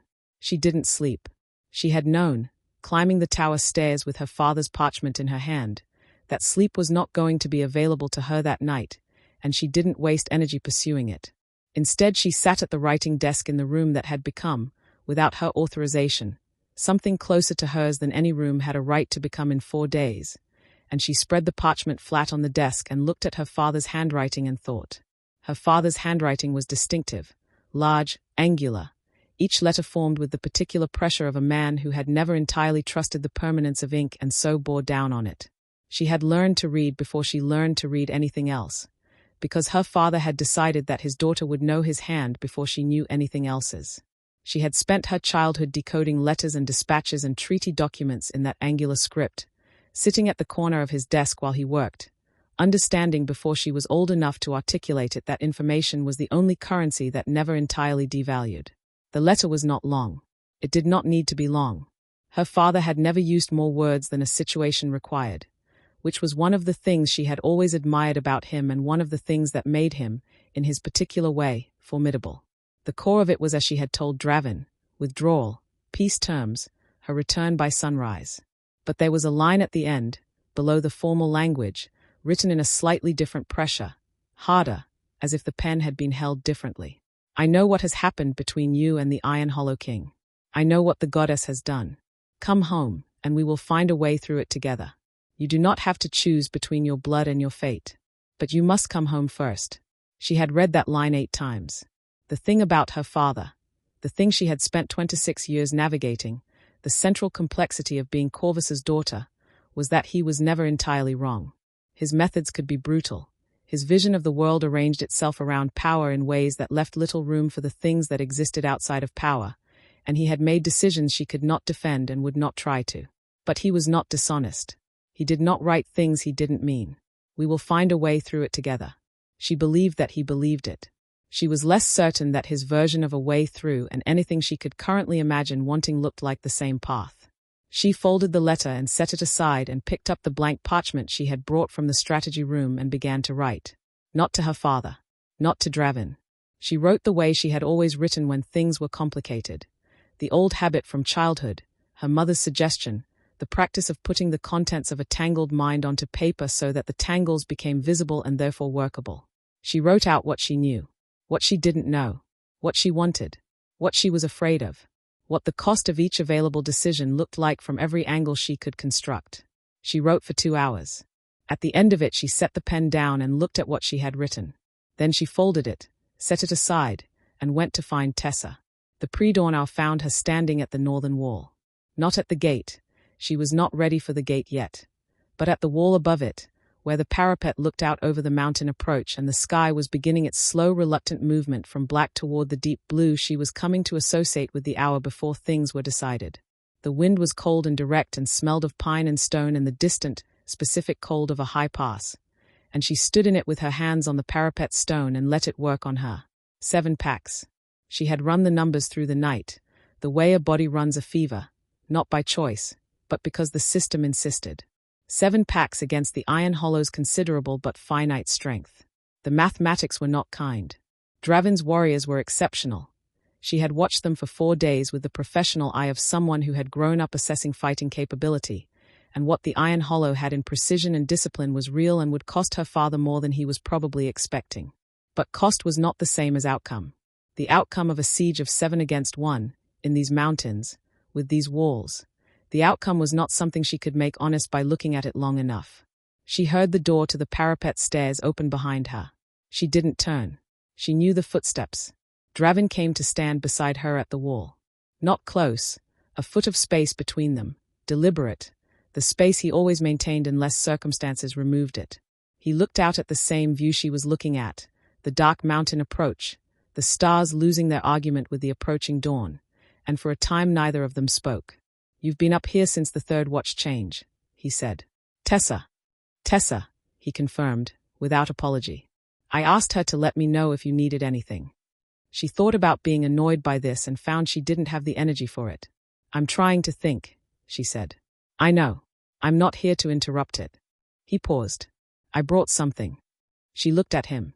He was holding 2 cups, the same ceramic cups she had seen in the great hall, plain and dark, steam rising from them in the cold air. He held one out. She took it. It was tea. Something with mountain herbs, slightly bitter, warmer than anything had a right to be in this wind. She held it in both hands and felt the warmth move through her palms and tried not to think about how much this particular gesture, the tray in her room on the first night, the tea on the wall before dawn on the last, had come to mean, in the architecture of days that were not supposed to matter. They stood in silence. The mountain approach below them was empty and dark. It would not be empty for much longer. "I need to ask you something," she said, "and I need you to answer it honestly even if the honest answer is complicated." "Yes," he said. "If I stay, if I refuse my father's terms and the 7 packs come, what do you believe is the realistic outcome for your pack?" He was quiet for a long moment. She appreciated that he didn't answer immediately. A lesser man, or a man more invested in the performance of confidence, would have answered immediately. The pause meant he was actually considering it rather than reaching for the response that served him best. "Costly," he said. "Severely costly. We can hold the walls longer than Corvus expects. He underestimates our fortifications and our supply position. With the Vel Canaan Alpha potentially removed from the equation, the coalition fractures at least partially before it's fully engaged." He turned the cup in his hands. "But costly is not the same as survivable. I would be lying to you if I said I was certain of the outcome. And if I go? The war ends," he said. "My pack survives." A pause, shorter this time. "And I spend the rest of my life knowing the goddess put my mate in my hands and the world's weight was more than I could hold against." The words were simple. He said them the way he said everything, directly, without decoration. But they landed in her chest with a weight that had nothing to do with tactics or timelines or the mathematics of 7 packs against 1. She looked out at the darkening sky. "My mother said the bond was the most frightening and the most certain thing," she said, quietly. "I've been thinking about the certain part." She paused. She didn't mean certain in the sense of safe. She meant certain in the sense of undeniable. The way the mountain is undeniable. The way the dawn is undeniable. She turned the cup in her hands. "You don't have to decide whether to believe in the mountain. It's already there." He said nothing. He was listening in the way she had come to know, completely, without preparing his response, simply receiving. "I've been trying to decide whether to go or stay as if it were a tactical problem," she said. "As if there were enough variables that the right arrangement of them would produce the right answer." She set the cup on the parapet. "But there's one variable I've been refusing to include." "What variable?" he said. She looked at him. "What I actually want," she said. The word want in her own voice, in the cold pre-dawn air on the wall of the Iron Hollow stronghold, sounded strange and unfamiliar and entirely true. She had been raised to be useful, to be strategic, to understand her own value in terms of what she represented and what she could accomplish and whom her presence served. Want was not a category that had been given much shelf space in that library. The bond pulsed once, deep and steady, like a bell struck once at the bottom of a well. "And," he said. She picked up her cup again. "I want the war to end," she said. "I want your people safe. I want the children behind both doors to be able to open them eventually and find something worth coming out for." She paused. "And she stopped, breathed, continued. "I want the time to find out if what's between us is what the bond says it is or something the bond is simply narrating in the most convenient possible direction." He was very still beside her. "That isn't something I can want and also walk down to that gate this morning," she said. "I know that. Seraphine." "Don't," she said. "Don't tell me to go. Don't tell me to stay. I know you're not going to tell me what to do. I'm not asking you to." She turned to face him fully, in the cold wind, in the last dark before the dawn. "I'm telling you what I've arrived at, after a whole night of arriving." He looked at her. The gold of his eyes in the pre-dawn dark was very deep, very present, and in them she could see the thing she had been seeing for 4 days that she had been careful not to name. The thing that wasn't confidence and wasn't strategy and wasn't the performance of an alpha who always knew what came next. Something more unguarded. Something that had been waiting for her to catch up to what it already knew. "The Velcanon Alpha," he said, after a moment. His voice was careful. "I made contact last night, through the channel you gave me." He paused. "He is willing to withdraw before the field. He wants a private meeting at neutral ground within the hour." He held her gaze. "If he withdraws, 2 of the debt-bound alphas will likely follow. The coalition fractures before it engages." She stared at him. "You've already been working the problem," she said. "I've been working every problem available to me since you told me about him," he said. "That's what I do." A pause. "But the Velcanon Alpha won't meet me if the situation looks like a siege. He needs to believe there's a genuine path to peace before he'll risk breaking from Corvus." He held her gaze. "Your presence at that meeting, not as a hostage, not as a bargaining piece. As yourself.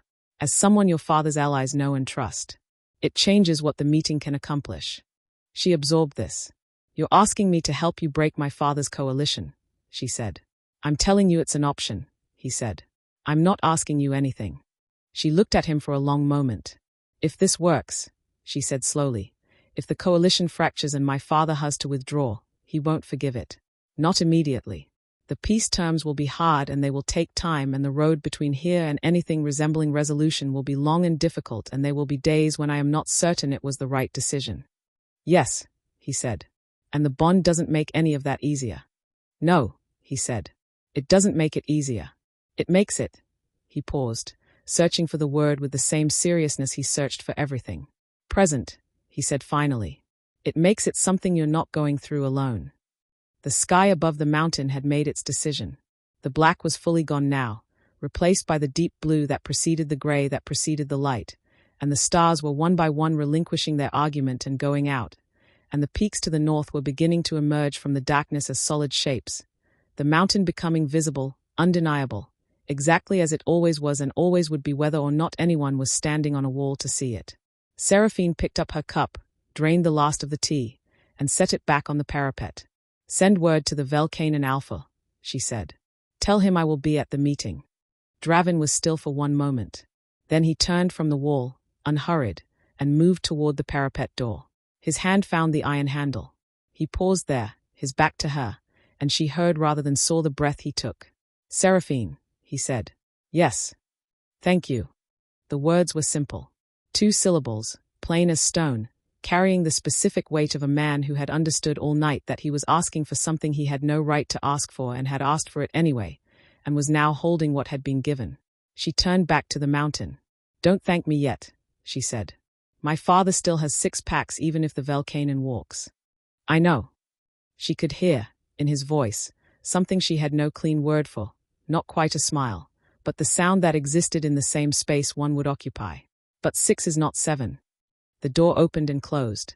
She stood alone on the wall in the last dark before dawn, her hands on the cold stone, the mountain undeniable before her, the bond warm and steady in her chest, and somewhere below her in the stronghold, The Iron Hollow moved toward the day with the particular urgency of a pack that was not done yet, that had decided it was not done yet, and the sound of it, rising through the stone beneath her palms, felt less like an enemy's machinery and more, with each passing day, like something she recognized. Something that sounded, quietly and without announcement, like home. Chapter 8. The meeting took place at the Old Way Station. It sat at the edge of neutral territory, half a mile from the Iron Hollow's northern approach, a low stone building that had been a trader's rest stop 2 generations ago and was now simply a landmark, known to every pack that moved through the mountain passes, claimed by none of them. The kind of place that existed in the margins of territorial maps, in the white space between one pack's authority and another's, belonging in practice to whoever needed it at a given moment. Seraphine had been to it once before, years ago, riding with her father's envoy on a border survey.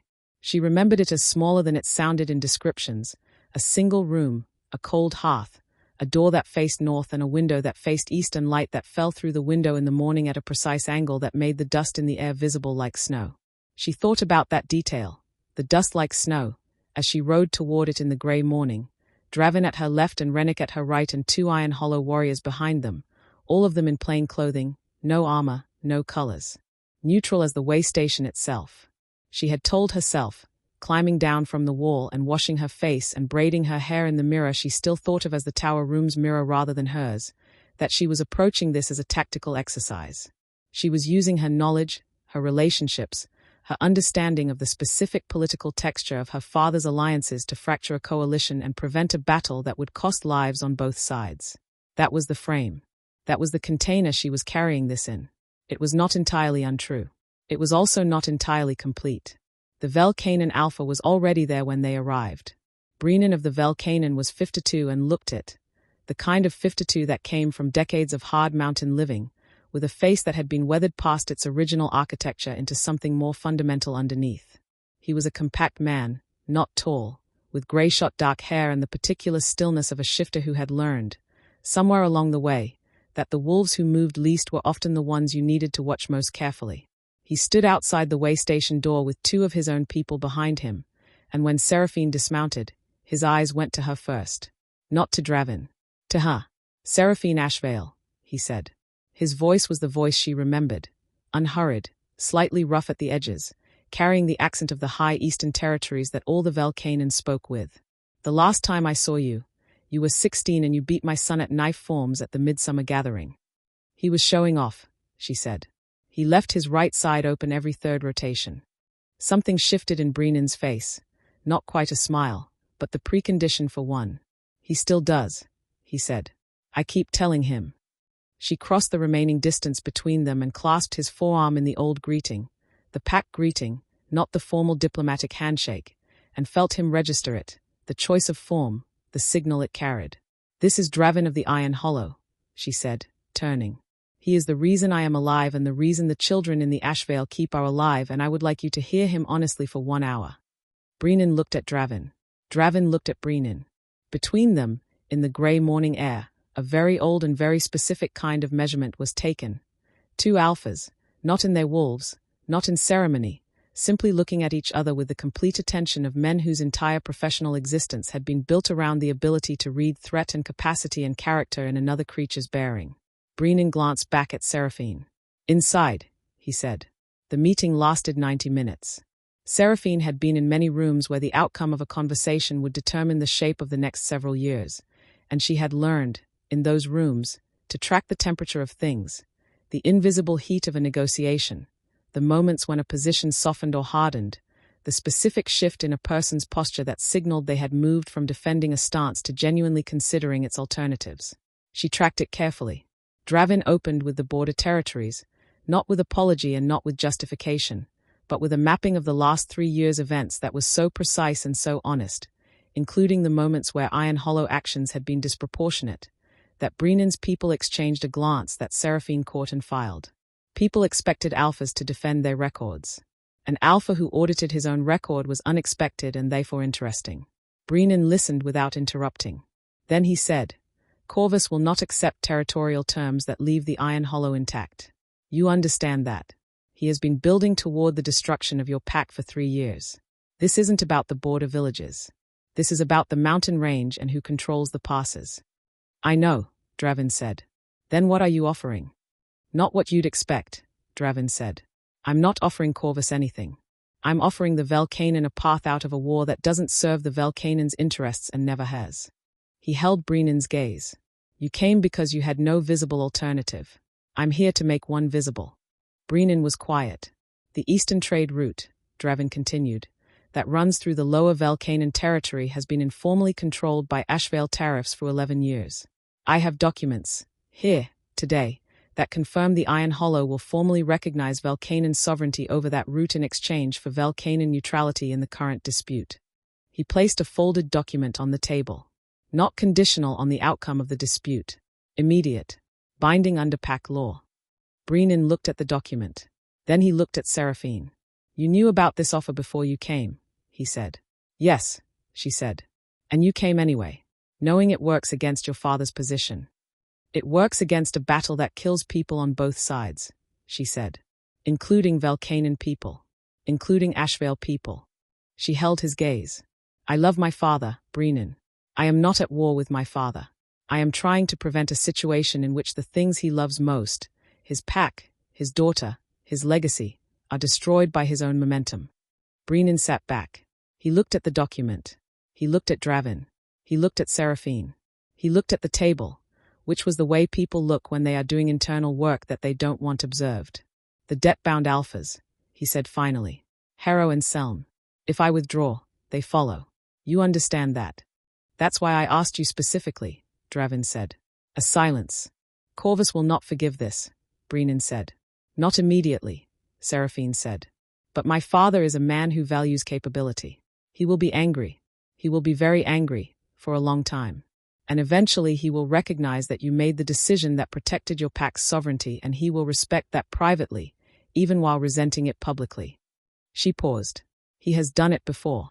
With the Stonecroft boundary decision, 12 years ago. Brynnin knew about the Stonecroft decision.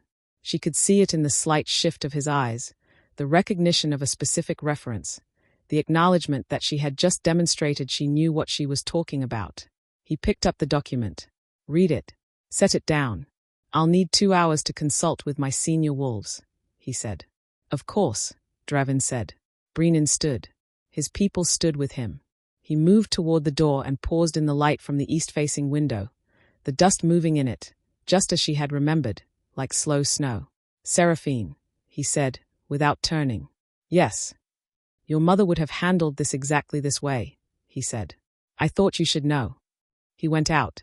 The way station held 2 people in it, the door closed, the dust settling. Seraphine sat at the table. Dravyn stood at the east window, looking at the view it offered. The mountain slope, the pine line, the gray sky beginning to show, at its edges, the early suggestion of something that might become sunlight. He'll say yes, she said. Yes, Dravyn agreed. And when Harrow and Selm follow, my father will still have 4 packs. The Stonecroft, the Dusk Marrow, and 2 others. She turned her cup on the table. 4 is still a significant force. It is, he said. But 4 packs who watch 3 allies walk away before the field is not the same as 7 packs at full confidence. Corvus will know that. He will need to recalculate. My father doesn't recalculate easily. No, he said. But he's not irrational. He's driven by very clear priorities, and the clearest one, he turned from the window, is you. She looked up. He came with 7 packs, Dravyn said. Not because he needed 7 packs to destroy the Iron Hollow. He needed 3 for that, maybe 4. He came with 7 because 7 was the number that sent a message. He crossed the room slowly and sat down across from her at the table. The message was, look what I will spend to bring my daughter home. Look what she is worth to me. She was quiet. I know, she said. He loves you, Dravyn said. It wasn't a concession or a comfort. It was an observation, delivered with the same flat honesty with which he observed everything. Badly, sometimes. In ways that don't serve you. But the root of it is real. I know that too, she said. When he comes to the gate, and he will come himself, not an envoy, not after this, you need to be there. He held her gaze. Not because I'm asking you to stand with me publicly. Because he needs to hear it from you. What you've decided. In your own voice. She looked at him across the table. 4 days ago she had been holding a blade in a burning corridor and looking at this man with the absolute conviction that he was the category of thing her whole life had been built in opposition to. She had been so certain. The certainty had felt like the most reliable thing she owned. What replaced it was not certainty of the opposite kind. It was not the clean inversion of one conviction into another. It was something more complicated and more durable. The specific quality of knowing that came from having walked through the actual texture of something rather than around its perimeter, from having tested a thing with your hands rather than only your eyes. She knew Dravyn in a way she hadn't known anyone quickly. The bond had opened the door, but she had walked through it herself. "He will want to speak to you," she said. "My father. Directly, whatever I say to him. He will want to look at you and take your measure. I know. He will not be easy. I don't expect him to be. He will say things designed to make you angry," she said. "He is very good at finding the specific pressure point in a person and pressing it exactly hard enough to get a reaction. He will try to make you react." Dravyn held her gaze steadily. "What does he know about me that he'll use?" She considered. "Your father," she said. "He'll use your father." Something moved in Dravyn's jaw, the controlled response she recognized. "Then I'll need to be ready for that." "Yes," she said. "And I need you to hear me say clearly, what my father did to your father was wrong. I can't undo it and I can't apologize for him. But I can tell you that I know it, and I'm telling you." She held his gaze. "Whatever happens at that gate, I know it." He looked at her for a long moment. "Thank you," he said. She nodded once, turned back to her cup. Outside the way station window, the sky had made a decision, the gray breaking apart at the eastern horizon, the first real light arriving in the specific gold of a mountain morning, catching the dust in the window and turning it from pale to bright, the motes moving slowly in the changed light like small, unhurried stars. She watched it through the glass. "Brennan said my mother would have handled it this way," she said, quietly. "Yes," Dravyn said. "He's right," she said. "She would have." A pause. "She would have also told me that the hardest negotiations are the ones where you're not sure which side of the table you're actually on." He was quiet. "Which side are you on?" he asked. She watched the light move through the dust. "I'm on the side," she said slowly, "that wants there to be fewer sides." She turned from the window. "I don't know if that's naive." "No," he said. "It's just harder." He met her eyes across the table. "Worth it, but harder." The way station door opened. Brennan stood in the light. He looked at both of them with the expression of a man who had made a decision and was wearing it the way all significant decisions are worn, with the particular gravity of something that cannot be untaken. "I'll send my withdrawal to Corvus before midday," he said. He looked at the document on the table. "I'll take this with me." He picked it up, tucked it inside his coat. "Seraphine," he said. She looked at him. "When this is done," he said, "when all of it is done and the dust has settled, come to the Velcanon for the summer gathering. Bring whoever you need to bring." His eyes moved briefly to Dravyn. "My son still leaves his right side open. Someone should tell him." He went out. His people followed. The door swung closed on the morning light, and the dust settled back into the still air, and in the way station the Iron Hollow King and the Ashveil Princess sat together at an old table in the neutral territory between one world and whatever came next, and neither of them spoke for a long moment. Because some silences are not the absence of something but the presence of it, the particular fullness of a moment that knows what it is and doesn't require translation. Then Dravyn stood. "We should go back," he said. "Corvus will have word of the withdrawal within the hour. He'll move fast." Seraphine stood. She picked up her cup, found it empty, set it down. "Dravyn," she said. He was already moving toward the door. He stopped. "When my father comes to the gate," she said. "I'll be there." She paused. "Not because you asked. Because I decided." He turned. In the morning light from the east window, his gold eyes were very clear, very steady, carrying the look she had no single word for. The one that had been building since the corridor on the first night and had been present in every room they had shared since, patient as the mountain, waiting as the dawn. "I know," he said. He held the door open. She walked through it into the morning. Chapter 9. Corvus arrived at midday. Not with the full force of his remaining coalition. That was the first thing Seraphine noticed from the wall, and the noticing of it told her everything she needed to know about where her father's mind was.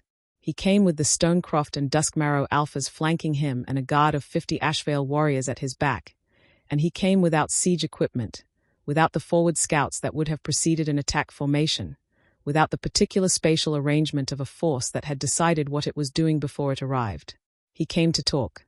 That was her father's intelligence operating, the same intelligence she had inherited, the same capacity for reading a situation and adjusting before the situation required adjustment. Brennan's withdrawal had reached him, and then Harrow's, and then Seln's, and Corvus had done what Corvus always did with new information. He had processed it completely and changed his approach without announcing the change, so that by the time he was visible to anyone watching from the walls, the decision had already been made and what they were seeing was simply its expression. He was still formidable, even at the head of a reduced force, even in a situation that had not gone as he'd planned. Corvus of the Ashveil Clan moved through the world the way mountains moved through weather. The weather moved around him, not the other way. He was on horseback, his grey-bearded face visible at a distance, his posture carrying the absolute self-possession of a man who had been the most dangerous thing in most rooms for 30 years and had internalized the fact so completely it was no longer performance. Seraphine watched him from the wall. She had been on the wall since the first scout report, standing in the cold noon air with her hands on the parapet stone, watching the northern pass the way she had watched it from the tower window on her first night. But differently now. Then she had been watching for what was coming. Now she was watching for the specific shape of what was already here, reading it the way she had been taught to read it, extracting information from the way her father held his shoulders and the pace of his horse and the exact position of his guard formation. He was angry. The anger was controlled. It always was with Corvus.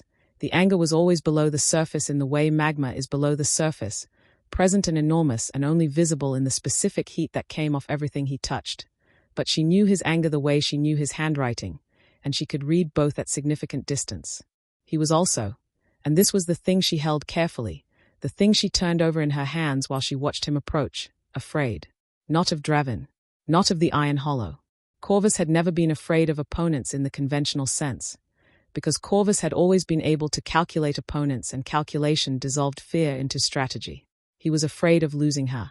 She knew, because she was his daughter and she had been reading him her entire life and she knew what his fear looked like even when it was dressed in anger. And it was dressed in anger now, riding toward the Iron Hollow gate with 50 warriors and 2 allied alphas and the controlled posture of a man who had decided on his approach. But beneath all of it, in the place that posture and calculation couldn't entirely reach, the fear of a father who had 4 days of not knowing was visible to her like light under a door. It didn't make what she had to do easier. It made it more necessary. Dravyn was waiting in the courtyard when she came down from the wall. He stood with Rennick and 2 of his senior wolves, dressed in plain dark clothing without the deliberate ceremony of formal armor. Another calculated choice, she recognized, the choice of a man who wanted this meeting to be a conversation rather than a display of force. His gold eyes found her immediately when she appeared at the courtyard entrance, and he crossed to her without hurrying. "He's here," she said. "I know. The gate watch sent word." He looked at her face with the complete attention she had become accustomed to, the attention that didn't skim the surface but read what was underneath. "How are you?" The question was simple. She had been asked it many times in her life by many people, mostly as social form, the way a door is a form, functional, requiring response, not genuinely curious about what was on the other side. When Dravyn asked it, it was a genuine inquiry, and she had learned in 4 days to answer it honestly rather than reflexively. "Steady," she said, afraid of what I might see in his face. A breath. "Ready." He nodded once. "The gate opens on your signal," he said. "This is your conversation first. I'm there because he'll need to look at me, and because ancient law requires my presence for any formal bond acknowledgement. But the first words are yours." She looked at him.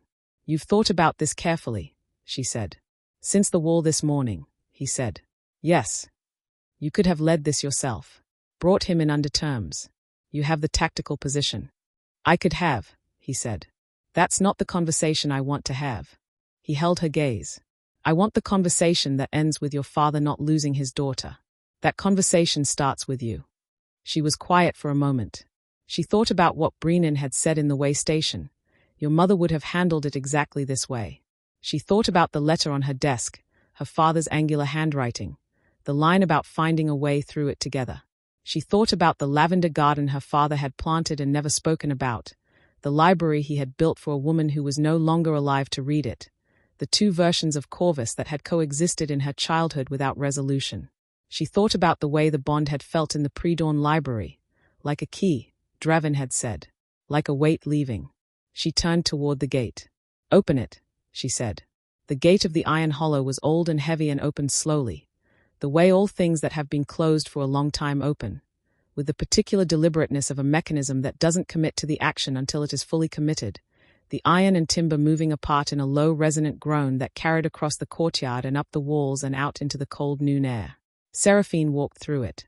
She walked out onto the stone approach in front of the gate and stopped, and the 50 Ashveil warriors and the 2 allied alphas and her father on his horse were 40 feet from her across the flat ground between the Iron Hollow's outer wall and the beginning of the mountain path, and for a moment none of them moved. Her father looked at her. She looked at her father. The 40 feet between them held, in this particular moment, the compressed weight of 26 years. The firelight stories and the morning dispatches and the training yard at dawn and the lavender he would never admit to and the library for the dead and the two versions of Corvus that had never entirely resolved. And beneath all of it, indestructible and inconvenient, the simple fact of being known by someone from the beginning, which was not the same as being understood but was something that nothing could replicate and nothing could replace. She watched him register that she was unharmed. She watched the specific quality of his held breath release, the smallest movement of his chest and shoulders, visible only because she knew exactly what to look for. The fear beneath the anger exhaled. It didn't disappear, but it exhaled. He dismounted. He crossed the distance between them on foot, leaving his guard behind, and he stopped 6 feet from her and looked at her with the expression she had seen only a handful of times in her life. The expression of Corvus before he was High Alpha, before he was the most dangerous thing in the room. The expression of the man who had read to her by firelight and grown lavender in secret. "You're well," he said. His voice was low. The formal language of a High Alpha in the field had not yet engaged. He was speaking as her father. "I'm well," she said. His eyes moved over her with the rapid, professional assessment of a man who had trained himself to identify injury and threat, and then, having found neither, settled. His jaw tightened. 4 days, he said. 4 days. She agreed. "I got your letter." She had written it before dawn, not the letter she had written for herself in the night, but a different one, brief and specific. "I am safe. I am unharmed. I am making decisions freely. Wait for me at the gate. Come yourself." She had sent it with the rider before the way station. "You wrote that you were making decisions freely." "I was," she said. "I am." His eyes moved past her to the open gate, to the figure standing in the courtyard beyond it. She didn't turn. She knew Dravyn was there. She could feel him there, the way the bond always told her where he was without requiring her to look. "He let you walk out here alone," Corvus said. "He opened the gate when I told him to," she said. "Yes." Her father was quiet for a moment. Something moved behind his eyes, the rapid, invisible calculation she had watched her entire childhood, the processing of new information, the constant revision of the model. "The bond is real," he said. It wasn't a question. "Yes," she said. "I hope the report was wrong." "I know. I brought 7 packs, Seraphine." His voice was still low, still controlled, but the weight in it was the weight of a man who is explaining himself to someone he never expected to have to explain himself to. "I would have brought all of them if I could have. I would have." "I know," she said. "I know what you would have done. I know what you were willing to spend." She held his gaze. "That's why I asked Brennan to leave." His face changed. It was a small change and a significant one, the shift of a very controlled man encountering something that had reached through the control and landed on something real beneath it. He had not expected her to claim it. Not openly, not standing in front of his guard and his allied alphas in the clear noon light. "You asked." He stopped. The jaw tightened. "Brennan told me it was a negotiated offer. The trade route. The trade route was real and it was the right offer for the Velcanon," she said. "But I was in the room, and I asked him to hear it honestly." She paused. "Because I needed the coalition to fracture before the battle. Because the battle would have cost lives on both sides that didn't need to be spent." She held his gaze steadily. "Because I made a decision."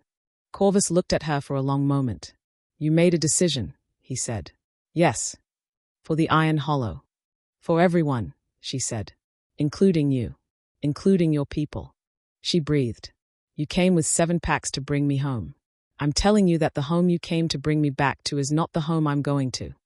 She watched his face and kept her voice steady and felt the warmth at her collarbone pulse once, deep and quiet. Not because the bond is forcing me. Because I've spent 4 days inside these walls and I've made a choice. The silence was the loudest thing she had heard in 4 days. Her father stood in it. He was a man who had always known exactly what to say and when to say it, who had mastered the architecture of language in the service of power so completely that silence, for him, was almost always strategic. This silence was not strategic. It was the silence of a man receiving something he had not prepared for, something his model hadn't included, something that required the model to change. She watched him change it. It happened slowly, visibly, with the particular difficulty of a man changing something foundational rather than peripheral. The anger was still there. The fear had not resolved. But something else was present now, something she recognized from the 2 versions of Corvus, from the firelight and the lavender, from the library built for the dead. He was seeing her. Not the heir. Not the strategic asset. Not the daughter who had been taken. Her. The specific, irreducible person she had become in the space between his vision of her and the world's actual pressure on her. The person who had stood in a burning corridor with a blade too heavy for her wrists and refused to move, and had dropped the blade when the bond hit, and had spent 4 days making the best decisions available to her. His daughter. His watching from that gate, Corvus said, finally. His voice had changed, still controlled, but differently. He's been standing there this whole time. Yes, she said. He's letting you do this alone. He knew it needed to be alone first. Her father was quiet. That, he said slowly, is either a very sophisticated manipulation or, she said. He looked at her. She held his gaze with the full steadiness she had, the steadiness she had been building her entire life, from his table and her mother's library and the training yard and the burning corridor and 4 days in a tower room that had become, without her permission, something resembling home. I need you to meet him, she said. Not as an opponent. Not under terms. I need you to stand in front of him and take his measure the way you take everyone's measure and tell me what you actually find. She paused. Because your opinion matters to me. Even now. Even after all of this. She breathed. It's always mattered. Something moved through Corvus's face. Brief, deep, the movement of something tidal in a man who had built his entire exterior to resist tidal movements. He straightened. He turned toward the gate. He walked.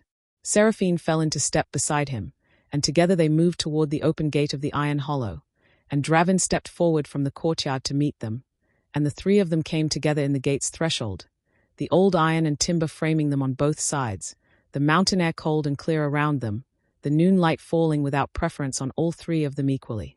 Corvus stopped. He looked at Dravyn. Dravyn looked at Corvus. Neither of them spoke for a full 10 seconds. You have my daughter, Corvus said.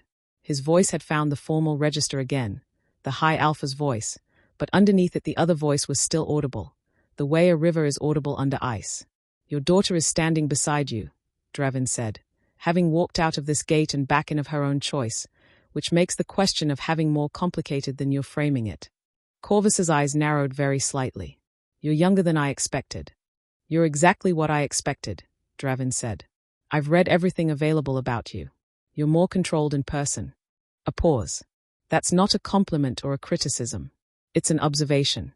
Her father looked at him for a long moment. My daughter's mother, Corvus said, with the specific precision of someone reaching for something sharp, was the last person I would have moved the world for. The words were measured, deliberate. I recognize the look of a man who is standing in front of something he didn't plan for and has decided to hold on to regardless of cost. His eyes were steady on Dravyn's. My question is whether you understand what the cost actually is. Your predecessor's death, Dravyn said quietly. The border villages. 3 years of war that didn't need to be 3 years. He held Corvus's gaze. I understand what the cost is. I'm not asking for absolution. I'm asking for the chance to build something that makes the cost worth it. A pause, deliberate. Sir. The word landed. Seraphine felt it land. She watched her father's face, the rapid invisible calculation, the model revising, and beneath the revision, in the specific depth of his eyes where the lavender and the library lived, something she had been waiting for without knowing she was waiting for it. Recognition. Not approval. Not yet. Possibly not for a long time. But recognition. the acknowledgement that the thing in front of him was real and complex and couldn't be handled with the tools he had brought to the gate. "You'll sit with me," Corvus said finally. "Today, before any terms are discussed." He glanced at Seraphine briefly. One look, brief and entire, carrying everything he couldn't say in front of Dravyn's warriors and his own guard and the weight of 40 years of alpha. "You'll tell me who you are." "Yes," Dravyn said. Corvus turned toward the courtyard. He walked in. Seraphine stood in the gate threshold for a moment, between the outside and the inside, between one world and whatever the next one was going to be. The mountain air moved through the gate around her, cold and direct and carrying the smell of pine and stone and the high passes. She felt Dravyn come to stand beside her. "He said, sir," she said, quietly. "He earned it," Dravyn said. "He'll make this difficult," she said. "I know. He'll want concessions that will take months to negotiate." "I know. He won't apologize for your father. I'm not asking him to." She was quiet for a moment. "He recognized something in you," she said. "When you spoke, I saw it." Dravyn was quiet. "My father," Dravyn said, "used to say that the truest measure of a man was how he spoke about his costs." He paused. Not what he claimed they were worth. How he spoke about them. Whether he looked at them or looked away. He glanced at her sideways. "Your father looks at things directly." "Yes," she said. "So do you." She stepped forward into the courtyard. Behind her, the gate remained open, neither closed against the outside world nor asserting anything about what the inside world had become.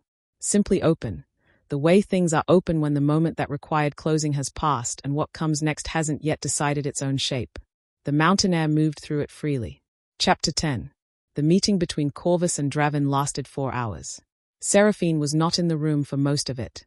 This had been her choice, made clearly, before they sat down, communicated to both of them in the tone she used when a decision was not open for discussion. She had said, "You need to do this part without me." She had said it because she understood, with the precision of someone who had grown up studying the mechanics of power, that certain conversations could only happen in the absence of the person they were about. The presence of the subject changed the nature of the negotiation, made both men perform rather than speak, gave each of them an audience when what they needed was an adversary. She knew her father. She knew that Corvus at his most honest was Corvus without witnesses he needed to manage. She knew Dravyn too, now, knew that he was at his most formidable not when he performed authority but when he simply was what he was, direct and unhurried and willing to sit with difficult things without resolving them prematurely. She left them to it. She went to the library. She sat at the reading table in the column of afternoon light from the skylight and she did not read and she did not write and she did not catalogue or assess or construct timelines. She sat with her hands flat on the table and she let the library be what it was, old and quiet and full of the accumulated patience of things that had survived by simply remaining. And she breathed. Tessa brought her tea at some point. Set it down without comment. Went out. Seraphine held the cup with both hands and drank it slowly and listened to the stronghold move around the library's quiet, the sounds of the Iron Hollow's daily life filtering through the stone walls, the training yard, the forge, the voices in the corridors, the particular rhythm of a place that had decided it was not done yet and was proceeding on that basis. She thought about her mother, not the grief of her mother's absence, which she had learned years ago to carry in the particular way you carry grief that has been carried long enough to become part of your posture rather than a separate weight, but her mother herself, the specific person, the woman who had built the library and described the bond as the most frightening and most certain thing and had died of a fever quickly, before Seraphine was old enough to ask the questions she now had. She thought about what her mother would say if she were sitting across this table in this library in this specific afternoon. She thought she knew. She thought her mother would say, "You are allowed to want things," in the voice she remembered, warm, precise, carrying the particular patience of a woman who had understood very early that patience was not passivity but the specific strength required to hold a position against the pressure of the world's insistence that you be something smaller. You are allowed to want things and to choose them and to build your life toward them rather than around them. A pause. Your father never learned that distinction. Don't inherit the gap. Seraphine set down the empty cup. She looked at the bookshelf, at the gap near the botanical section where a volume had been recently removed and returned. She could see it now, the spine back in its place, the gap closed. Dravyn had returned it. Sometime in the last 4 days, in the spaces between tactics and strategy and pre-dawn libraries and waystation meetings, he had returned it. She didn't know why that specific detail was the one that moved through her most completely. She stayed in the library until Rennick came to find her.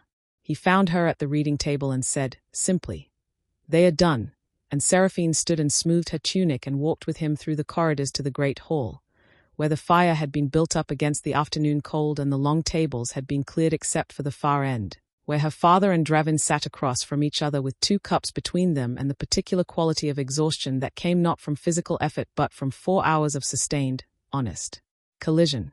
She stood in the doorway for a moment. Neither of them had seen her yet. She looked at her father's face, and found it changed in the small, significant way that things changed when they had been through something real. The anger was still present, deeply present, and would be for a long time, which was appropriate and honest. But the anger was different in quality now. It had been looked at rather than deployed, turned over rather than aimed. There was something beneath it that had become visible, the way a riverbed becomes visible when the surface agitation settles. She looked at Dravyn. He was sitting with his forearms on the table, leaning slightly forward, in the posture she had come to know as his listening posture, the posture that said the conversation wasn't a performance for him but a genuine transaction, that what the other person said was actually landing rather than simply being received and filed. His jaw carried the tension of a man who had held difficult things with his whole attention for 4 hours and was only now, in this pause, allowing himself to register the cost of it. He looked up and found her in the doorway. The gold of his eyes in the firelight was very warm, very present, carrying the look she had spent 4 days learning to read. The one that had been building since the corridor on the first night, the one that was not performance and not tactic and had no name she had settled on yet, though she was increasingly certain she would need to find one. Her father followed his gaze. Turned. He looked at her for a long moment. Then he looked back at Dravyn. Then he stood. He crossed the hall to where she stood in the doorway, and he stopped in front of her. And for a moment he simply looked at her with the expression of the version of Corvus she loved best. The version that existed before the high alpha and after the calculations. The version that had sat by her bed when she was small and sick and afraid and had not offered strategy, had simply been there. "Is not what I came here expecting," her father said. "No," she said. "He told me about your conversations. What you gave them in the strategy room. The way station." He paused. He didn't have to tell me. It made his position more complicated, telling me. "He told you because he told me he wouldn't manage information in front of me," she said. "He extends the same approach consistently." Her father absorbed this. "The border agreements will take time," he said. "Months. The territorial concessions I need. The Iron Hollow won't give them quickly, and I won't accept insufficient terms, and this will not be a simple road." "I know," she said. "There will be days when your position between us is uncomfortable. I know that too. And you're choosing it anyway." It was not quite a question. "I'm choosing him," she said, precisely. "The position comes with that. I'm choosing it because of him, not in spite of it." Her father was quiet. She watched him hold what she had said, watched him process it with the full weight of who he was, the high alpha and the father and the man who had planted lavender and never spoken about it, all of it at once, the way it always was with Corvus, the versions inseparable from each other even when they pulled in different directions. "Your mother said something to me," he said, finally. His voice had found the register he used only in private, lower, rougher, stripped of the formal timbre. "The night I found her. When the bond hit." He looked at a point slightly past Seraphine's shoulder, the way people look when they are retrieving a memory they keep carefully. She said, "I didn't ask for this and I wouldn't give it back." He looked back at his daughter. "I've spent 23 years thinking about what she meant by that." Seraphine looked at him. "I think I'm beginning to understand it," she said quietly.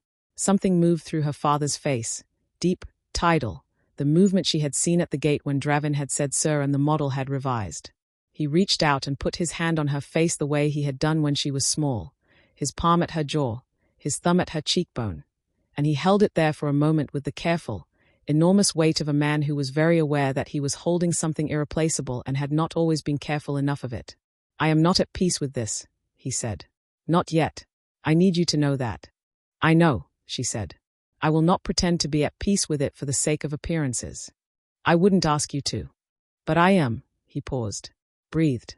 The word he was looking for was not a word Corvus found easily, and she watched him find it with the same difficulty she had watched him find the botanical garden, doing the thing that didn't fit the performance of who he was, doing it anyway. I am trying, he said, to hold the things that are in conflict. Your safety and my pride and what the moon goddess has apparently decided and the history between our packs and the fact that you are standing in front of me whole and decided and more your mother's daughter than I knew how to raise. He dropped his hand. I am trying. That's enough, she said. That's everything I'm asking. He turned back to the hall. He walked back to the table, back to the chair across from Dravyn, and he sat down, and he picked up his cup, and he said, in the voice of the High Alpha, but underneath it the other voice audible, the river under ice, the eastern boundary markers. We were discussing the eastern boundary markers. Let's finish the conversation. Dravyn met her eyes across the hall. She nodded once. He turned back to her father. She stepped into the hall. Evening came to the Iron Hollow the way it always came, with the specific gold of a mountain sunset, the light changing the color of the stone from dark gray to something warmer, something that looked almost, in the last hour before dark, like the stone had a temperature of its own, had absorbed enough of the world's light to give some back.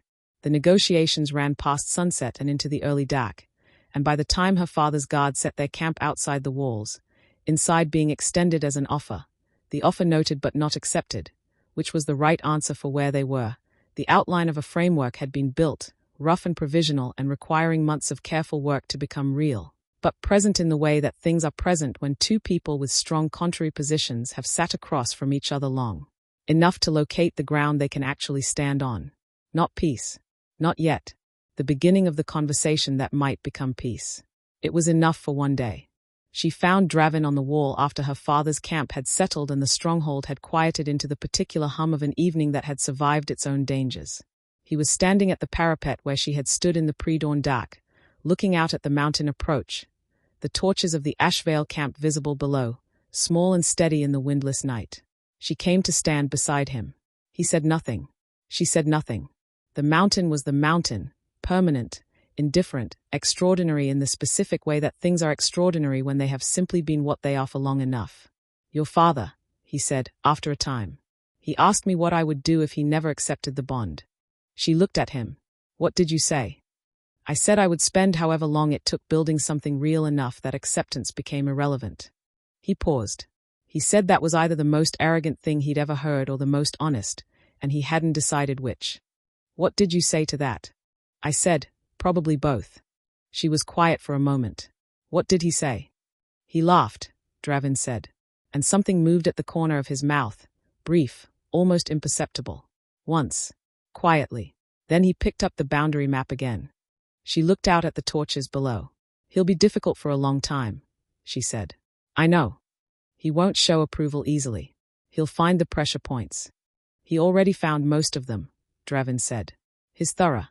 Are you? She stopped. Started again. Are you all right? After 4 hours of that. He turned to look at her, and the question had landed in a way she could see, the slight shift in his face, the recognition of being asked something that wasn't tactical or strategic or about position, being asked something that was simply about him. Yes, he said. And then, honestly, tired. But the kind of tired that comes from something real, not from something that was a waste of effort. She nodded. They stood together on the wall in the cold night air, the torches below and the stars above and the mountain in every direction.